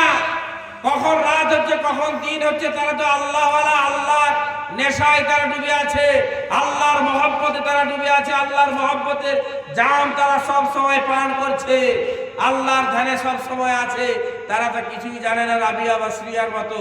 আর আপনার এই যে খাজা মুঈনুদ্দিন চিশতি, আব্দুল কাদের জিলানী রাহমাতুল্লাহ আলাইহি রমজান মাসে প্রত্যেক দিন কয়েক খতম কোরআন শরীফ পড়ে দিতেন, প্রত্যেক দিন কয়েক খতম কোরআন পড়ে দিতেন আব্দুল কাদের জিলানী রাহমাতুল্লাহ আলাইহি। তাকে যখন জিজ্ঞাসা করা হলো, আমি একটা কথা বলেছিলাম, আপনারা হয়তো ভুলে গেছেন, আমার কিন্তু মনে আছে। আব্দুল কাদের জিলানী রাহমাতুল্লাহ আলাইহিকে জিজ্ঞাসা করা হলো, হুজুর আপনি কি সাহাবাদের মতো? আপনি সাহাবাদের মতো? আব্দুল কাদের জিলানী রাহমাতুল্লাহ আলাইহি বলেছিলেন, রেগে গিয়ে তার চেহারা মোবারক পুরো লাল বর্ণ হয়ে গেল, রেগে গেলেন। রেগে গিয়ে আওয়াজ দিয়ে বললেন, না, আরে আব্দুল কাদের কি সাহাবাদের মতো হবে? সাহাবারা যে ঘোড়ার উপর, উটের উপর সওয়ার হয়ে যুদ্ধ করতেন, যুদ্ধের ময়দান থেকে যে বালুকণা ধুলিকণা উঠত, ধুলোবালি, তার একটা দানা ওই সাহাবার ঘোড়ার নাকের মধ্যে যে ঢুকত, ওই ধুলার যোগ্য আব্দুল কাদের জিলানী নাম। উনি হচ্ছেন পীর। উনার কারণে সমাজের পরিবর্তন হবে, মানুষের পরিবর্তন হবে, মানুষের আমলের পরিবর্তন হবে, আকীদার পরিবর্তন হবে। আর আজকের বর্তমান সময়ের যে ওই যে পীর কারখানার পীর, কারখানাওয়ালা পীর, এদের জন্য আকীদা নষ্ট হবে, মানুষের মধ্যে হিংসা সৃষ্টি হবে, দেওবন্দি ফুরফুরার হিংসা হবে, দেওবন্দি বেরেলির হিংসা হবে, মানুষে মানুষে কাটাকাটি হানাহানি হবে, একজন আরেকজনকে মসজিদে ঢুকতে দিবে না। কিন্তু পীরের এই কোয়ালিটি হলেও পীর হবে না, ও তো অন্য কিছু হতে পারে, পীর হতে পারে। পীর তো মানুষের মধ্যে মহব্বতের সৃষ্টি করবে, একজন আরেকজনকে বলবে ভালোবাসো। আমার আপনার নবী বিশ্ব নবী মুহাম্মদুর রাসূলুল্লাহ সাল্লাল্লাহু আলাইহি সাল্লাম রাস্তায় দাঁড়িয়ে গেছেন। সাহাবারা বললেন, হুজুর আপনি দাঁড়িয়ে গেলেন কেন? বলে, ওই যে লাশটা বেরিয়ে যাচ্ছে দেখতে পেলেন না? বলে, ইয়া রাসূলুল্লাহ ওটা তো ইহুদির লাশ, আপনি কেন দাঁড়ালেন? বলে, ইহুদি কি আমার উম্মত নয়? ইহুদি আমার উম্মত নয়, এটা হচ্ছে আমার আপনার নবীর ব্যবহার। কিন্তু বর্তমান সময়ে পীর ফকিরদের ব্যবহার দেখলে মাথা খারাপ হয়ে যাবে, মাথা নষ্ট হয়ে যাবে। আল্লাহ পাক আমাদেরকে ওই ধরনের পীরদের থেকে হেফাজত করুন, হাক্কানি রব্বানি পীর ধরার তৌফিক দান করুন। যারা হাক্কানি হক কথা বলে, রব্বানি যারা আল্লাহওয়ালা, তাদেরকে আল্লাহ পাক ধরে আল্লাহ পর্যন্ত পৌঁছে যাওয়ার তৌফিক দান করুন। সকলেই বলে আমিন। তো যে কথা আমি বলছিলাম যে পীর সাহেব আমাকে ছেলেও দিতে পারবে না, মেয়েও দিতে পারবে না। যদি দেওয়ার শক্তি থাকতো অবশ্যই জাকারিয়া আলাইহিস সালাতু ওয়াস সালাম আল্লাহর কাছে না চেয়ে তার সময়ে যারা আগের নবী মারা গেছিলেন তাদের কবরে গিয়ে জাকারিয়া আলাইহিস সালাতু ওয়াস সালামও কি করতেন? চাইতেন, হ্যাঁ, তাদের কবরে গিয়ে চাইতেন। কিন্তু তিনি তা করেননি। তিনি কার কাছে চাইলেন? হুনালিকা দাআ জাকারিয়া রাব্বাহ। কোরআন খুলুন, আমি তাই বললাম কোরআন পড়ুন, কোরআনকে নিয়ে গবেষণা করুন, দেখবেন আপনার মধ্যে যে ভুল ধারণাগুলো বাসা বেঁধেছে সব বিদায় নেবে, আপনি সঠিক পথ পেয়ে যাবেন, মুসলমানকে ভালোবাসতে শিখে যাবেন। পীর ফকির অনেক আছে, কিয়ামত পর্যন্ত থাকবে, সিলসিলা অনেক এসছে, কিয়ামত পর্যন্ত থাকবে। তোমার সিলসিলা তোমার কাছে, আমার সিলসিলা আমার কাছে। আমি ওলামায়ে দেওবন্দকে ভালোবাসি, দেওবন্দি আকীদাকে ভালোবাসি, দেওবন্দি মাসলাককে ভালোবাসি। তুমি তোমার পীরকে ভালোবাসো, তুমি তোমার মতো চলো, কিন্তু তুমিও একজন মুসলমান, আমিও একজন মুসলমান। দুইজনের মধ্যে হিংসা বিদ্বেষ থাকতে পারে না, হিংসা বিদ্বেষ থাকতে পারে না। ও মুসলমান ভাইরা আমার, জাকারিয়া আলাইহিস সালাতু ওয়াস সালাম কোন নবীর মাজারের মধ্যে গিয়ে দোয়া করলেন না, বরং নিচে ওই মেহরাবের মধ্যে সঙ্গে সঙ্গে আওয়াজ দিলেন, হুনালিকা দাআ জাকারিয়া রাব্বাহ ক্বালা রাব্বি হাবলি মিন লাদুনকা যুররিয়াতান তাইয়্যিবা।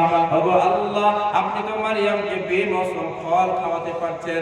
আমি জাকারিয়া, আমি হয়ে গেছি বুড়ো, আমার হাড্ডি কমজোর হয়ে গেছে, আমার শরীরটা অতি দুর্বল হয়ে গেছে, আর আমার বিবি হয়েছে একজন বন্ধা। আমার বিবি হচ্ছে বন্ধা, তার ছেলে বিয়ে হবে না বলে দিয়েছে ডাক্তারে। আল্লাহ পাক বলেন, জাকারিয়া আমি আল্লাহ রাব্বুল আলামিন তোমাকে সুসংবাদ দিচ্ছি, একটা সন্তানের, একটা ছেলে, যে ছেলেটার নাম হবে ইয়াহইয়া। কি নাম? ইয়াহইয়া। যে ছেলেটার নাম হবে, আমি আল্লাহ রাব্বুল আলামিন তোমাকে এই সুসন্তান দান করব। বলুন সুবহানাল্লাহ। ও মুসলমান ভাইরা, দলাদলির কথা বলছি না রে ভাই, মুসলমানকে মুসলমান হতে বলছি। মুসলমান তুমি মুসলমান হয়ে যাও। মসজিদে নামাজ পড়তে গেলে হাত বেঁধে সর্বপ্রথম পড়লে আলহামদুলিল্লাহি রাব্বিল আলামিন, সমস্ত প্রশংসা আল্লাহ আর রহমানির রহিম, মালিক ইয়াউমিদ্দিন, কিয়ামত দিবসের মালিক। ইয়্যাকা না'বুদু ওয়া ইয়্যাকা নাস্তাঈন। এইটার অর্থ কি? এটা বাংলা একটা তরজমা করার নিন, খুলে দেখুন। ইয়্যাকা না'বুদু, কা বাড়িয়ে একেবারে নির্দিষ্ট করে দেওয়া হয়েছে।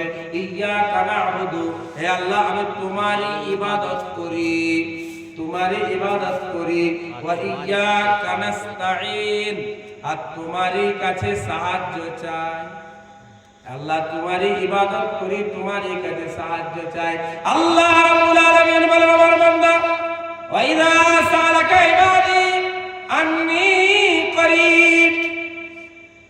ও আমার রাসূল, আপনাকে যখন আপনার উম্মতিরা প্রশ্ন করবে আমার ব্যাপারে, আমি রব কোথায় থাকি, আপনি তাদেরকে উত্তরে বলে দিন, আমি তাদের নিকটে আছি। আন্নী করিব, আমি তাদের নিকটে আছি। উজিবু দাওয়াতাদ দাঈ ইযা দাআন। আমার বান্দা যখনই আমাকে আহ্বান করবে, আমাকে ডাক দিবে, আমি আল্লাহ তার ডাকে সাড়া দিব। বলুন সুবহানাল্লাহ। ও মুসলমান ভাইরা, আল্লাহ রাব্বুল আলামিন আমার দোয়া আপনার দোয়া শুনবেন, জোরে বললেও শুনবেন, আস্তে বললেও শুনবেন, মাইক দিয়ে বললেও শুনবেন, মনে মনে বললেও শুনবেন। সবকিছু জাননেওয়ালা জাত তিনি হচ্ছেন একমাত্র আল্লাহ। সেই আল্লাহ আমাদের নিকটে আছেন। যদি কেউ বলে আল্লাহকে পেতে গেলে পীর ধরতে হবে, ওটা মিথ্যা কথা। কি বলছেন? ওটা কি? ওটা মিথ্যা কথা। আমল করতে গেলে পীর ধরলে ভালো হবে। যদি আমি মনে করি যে একজন আমিল হব, আমি ভালো আল্লাহওয়ালা হব, আল্লাহওয়ালা হতে গেলে একজন পীর যদি আপনি ধরেন আর সেই পীর আপনাকে বলবে এই কাজ করো, আস্তে আস্তে করে তুমিও আল্লাহওয়ালা হয়ে যেতে পারবে। কিন্তু কেউ যদি বলে পীর না ধরে আল্লাহ পাওয়া যাবে না, এটা সরাসরি মিথ্যা কথা, এটা ভুল কথা। ও মুসলমান ভাইরা, ওই যে ওয়াস করনি নাম শুনেননি?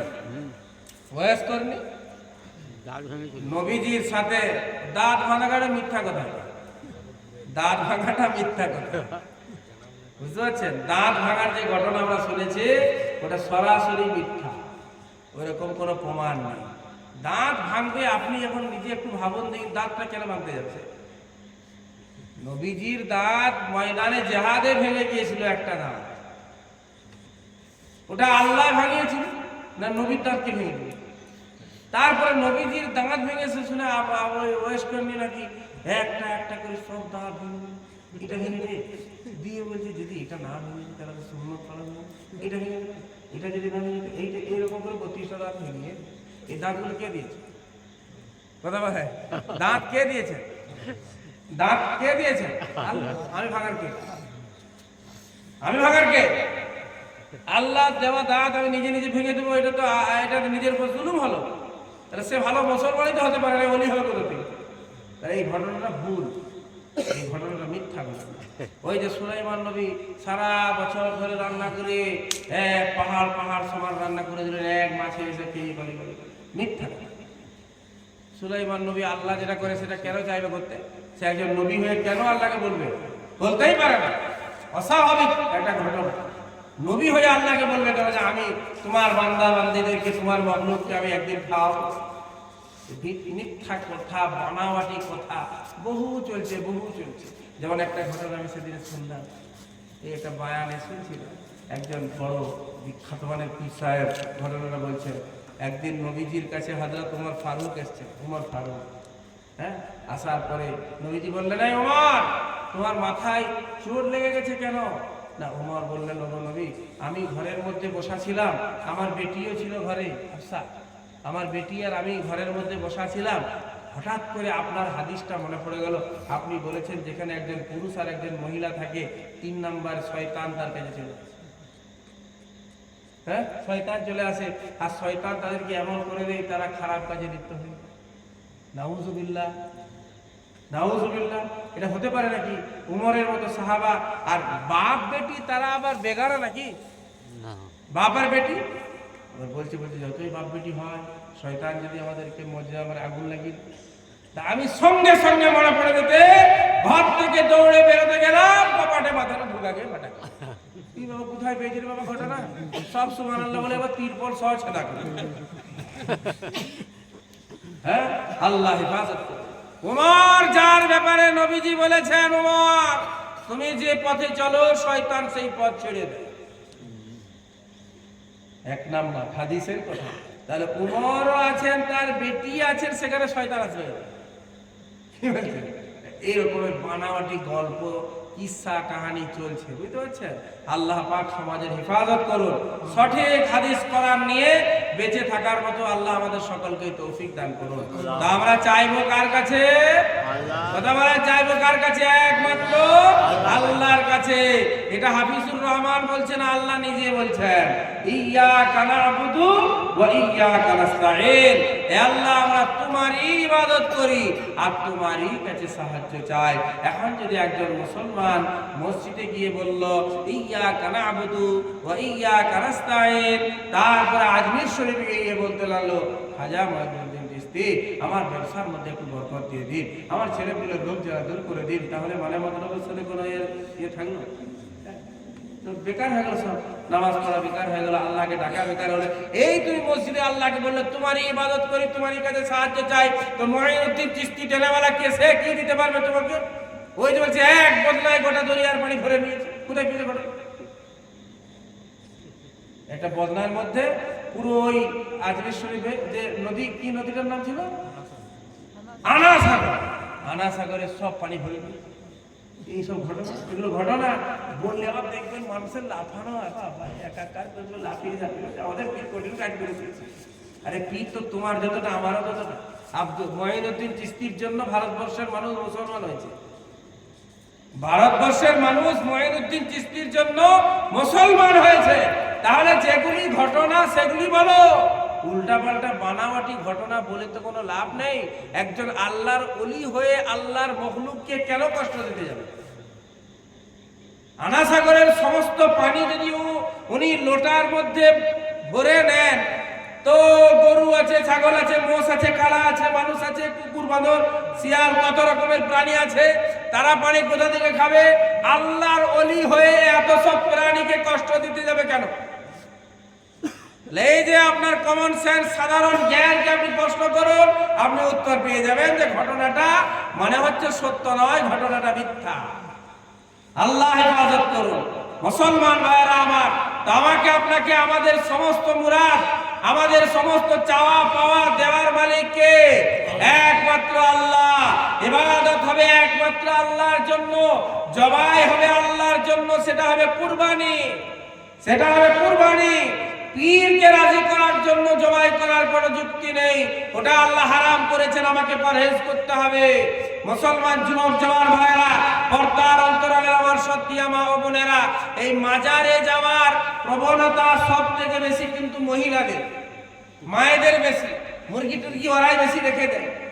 ওই মুরগিটা আপনার গ্রামের একটা গরিব ছেলেকে খাইয়ে দিবেন, আল্লাহ অনেক বেশি নেকি দিবেন। নবীজি সাল্লাল্লাহু আলাইহি সাল্লাম বলেছেন, বস্ত্রহীনকে বস্ত্র দাও, ক্ষুধার্তকে খাবার দাও, পিপাসিতকে পানি পান করাও, আল্লাহ তোমাকে নেকি দিবেন। কাল কিয়ামতের দিনে এমন জায়গায় তোমাকে বস্ত্র দান করবেন যেখানে কেউ দেনেওয়ালা থাকবে না, এমন জায়গায় তোমাকে পানি পান করাবেন যেখানে কেউ তোমাকে পান করানোওয়ালা থাকবে না, সেটা হচ্ছে জান্নাত।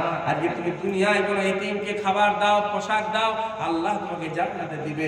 আমি তা না করে কোথায় বাসতলায় পীর সাহেব মরে গেল, শুয়ে আছে কবরে, সেই বাসতলায় গিয়ে 400 টাকার একটা চাদর নিয়ে চড়িয়ে দিয়ে চলে এলাম। যে জীবনে মুরগির মাংস চোখে দেখলো না, তাকে না দিয়ে ওখানে দিয়ে চলে এলাম। ওরা সারা রাতে গাঁজা খাবে আর ওই ঢোল তাবলা নিয়ে কি করবে? কাওয়ালি করবে। তাকে আমি খাবার দিয়ে এলাম।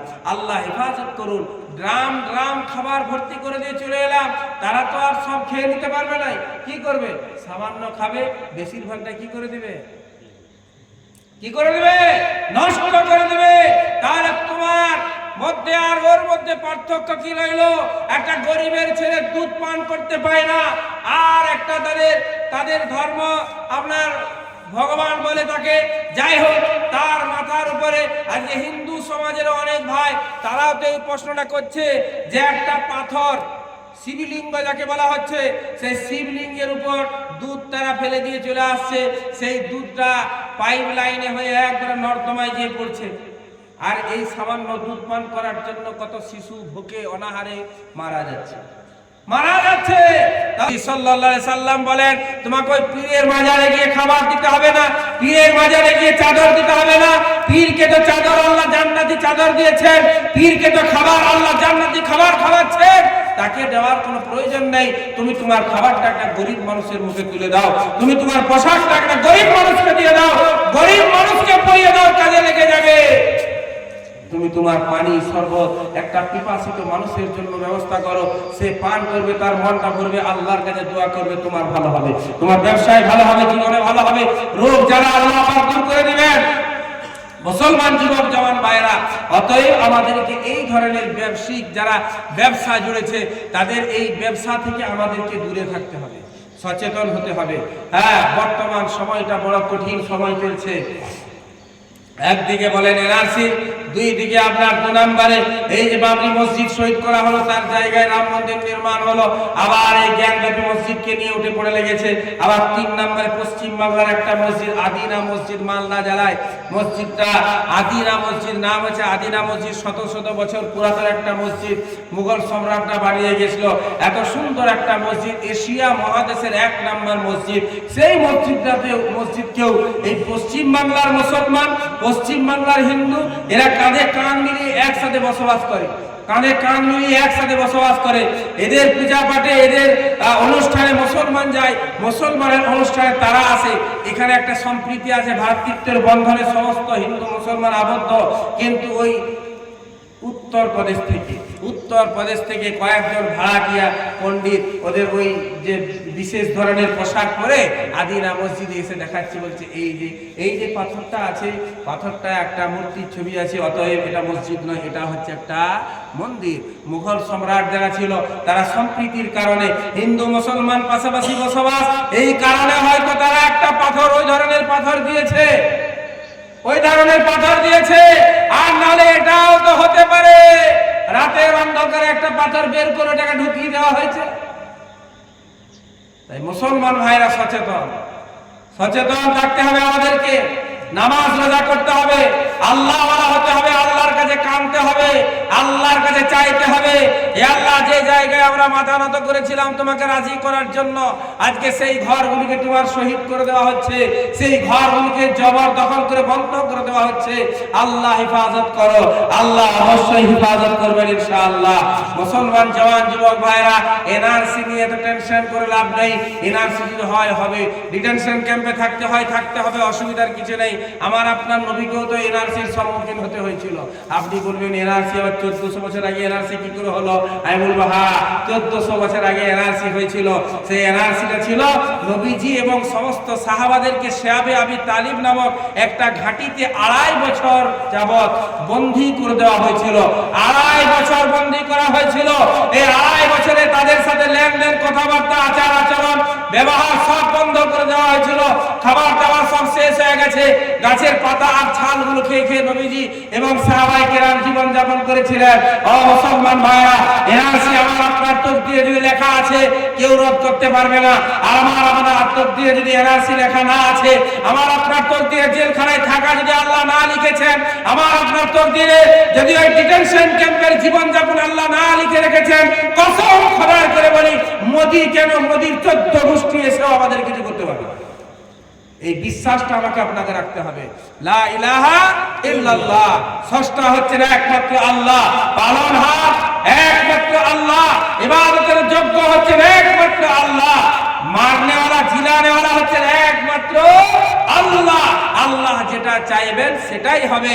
আল্লাহ পাক জালিমদেরকে, অত্যাচারীদেরকে সময় দেন, ছাড় দেন, ছেড়ে দেন না। যারা অত্যাচারী শাসক এসেছিল, নমরুদ এসেছিল, অত্যাচার করেছিল ইব্রাহিম নবীর উপর। আল্লাহ পাক তাকে শেষ করলেন একটা ল্যাংড়া মশা দিয়ে। ফিরআউন এসেছিল, অত্যাচার করেছিল মুসা নবীর উপর। আল্লাহ তাকে নীল নদীতে ডুবিয়ে মেরেছিল। সাদ্দাত অত্যাচার করেছিল, জান্নাত বানিয়েছিল, আল্লাহ সেই জান্নাত তাকে দেখতে দেয়নি। ও মুসলমান ভাইরা, এটাই হচ্ছে ইসলামের ইতিহাস। সব সময় ইসলাম এবং মুসলমানকে কষ্টের উপর জীবন যাপন করতে হয়েছে, মুসলমানকে সব সময় পরীক্ষা দিতে হয়েছে, সবার ধৈর্য ধারণ করতে হয়েছে। তারপরেও কিন্তু মুসলমানের ইতিহাস এমন নেই যে মুসলমানের ধৈর্যের বাঁধ ভেঙে গেছে, ধৈর্যের সীমা ছাড়িয়ে মুসলমান সন্ত্রাসী কার্যকলাপ করে দিয়েছে, মুসলমান এক শ্রেণীর মানুষের উপর অত্যাচার চালিয়েছে, না, এইরকম ইতিহাস কিন্তু পাওয়া যায়নি। মুসলমান সব সময় সবর করেছে। মুসা আলাইহিস সালাতু ওয়াস সালাম রাস্তা দিয়ে পেরিয়ে যাচ্ছেন, দুই ব্যক্তির মধ্যে লড়াই চলছে। একটা মানুষ হচ্ছে ফিরআউন বংশের, আর একজন হচ্ছে বনি ইসরাইলের। দুইজনের মধ্যে লড়াই হচ্ছে। মুসা আলাইহিস সালাতু ওয়াস সালাম ওই বনি ফিরআউন বংশের ব্যক্তিটাকে হালকা করে থাপ্পড় মারলেন, এক থাপ্পড়েই মরে গেছে। মুসা নবী দেখছেন, বাবা এই তো মরে গেছে, এরপর আমাদের জেল হয়ে যাবে, আমার তো ফাঁসি হবে, তাই পালিয়ে যেতে হবে। আল্লাহ পাক বললেন, এই মুসা তুমি রাতে অন্ধকারে চলে যাও। আল্লাহর বলার কোনো প্রয়োজন ছিল? কথা বলেন, আল্লাহর বলার কোনো প্রয়োজন ছিল মুসাকে তুমি পালিয়ে যাও? কিন্তু তাও আল্লাহ বললেন এই মুসা তুমি চলে যাও, ফেরাউন যেহেতু উৎপাত করছে কিছুদিন করতে দাও, তুমি বরং অন্য জায়গায় চলে যাও। আমাকে আপনাকে এই সমস্ত ঘটনা করতে হবে। আমার নবীর কি যন্ত্রণা, কি কষ্ট জীবন, হ্যাঁ মুসা নবীর কি কষ্টের জীবন, ঈসা নবীর কি কষ্টের জীবন, ইউসুফ নবীর ভাইয়েরা যে কুয়ায় ফেলে দিল, সেখান থেকে উঠিয়ে নিয়ে যে মিশরের বাজারে বিক্রি হয়ে গেল, মিশরের বাজার থেকে ওই বাদশার বাড়িতে চলে এলো, বাদশার বিবি ইলজাম লাগিয়ে দিল, জেলখানায় চলে গেল, 12 বছর জেল খেলো। ঈসা নাম নবী, নাম কি ছিল? ইউসুফ। কোরআন শরীফ একটা শোনা আছে।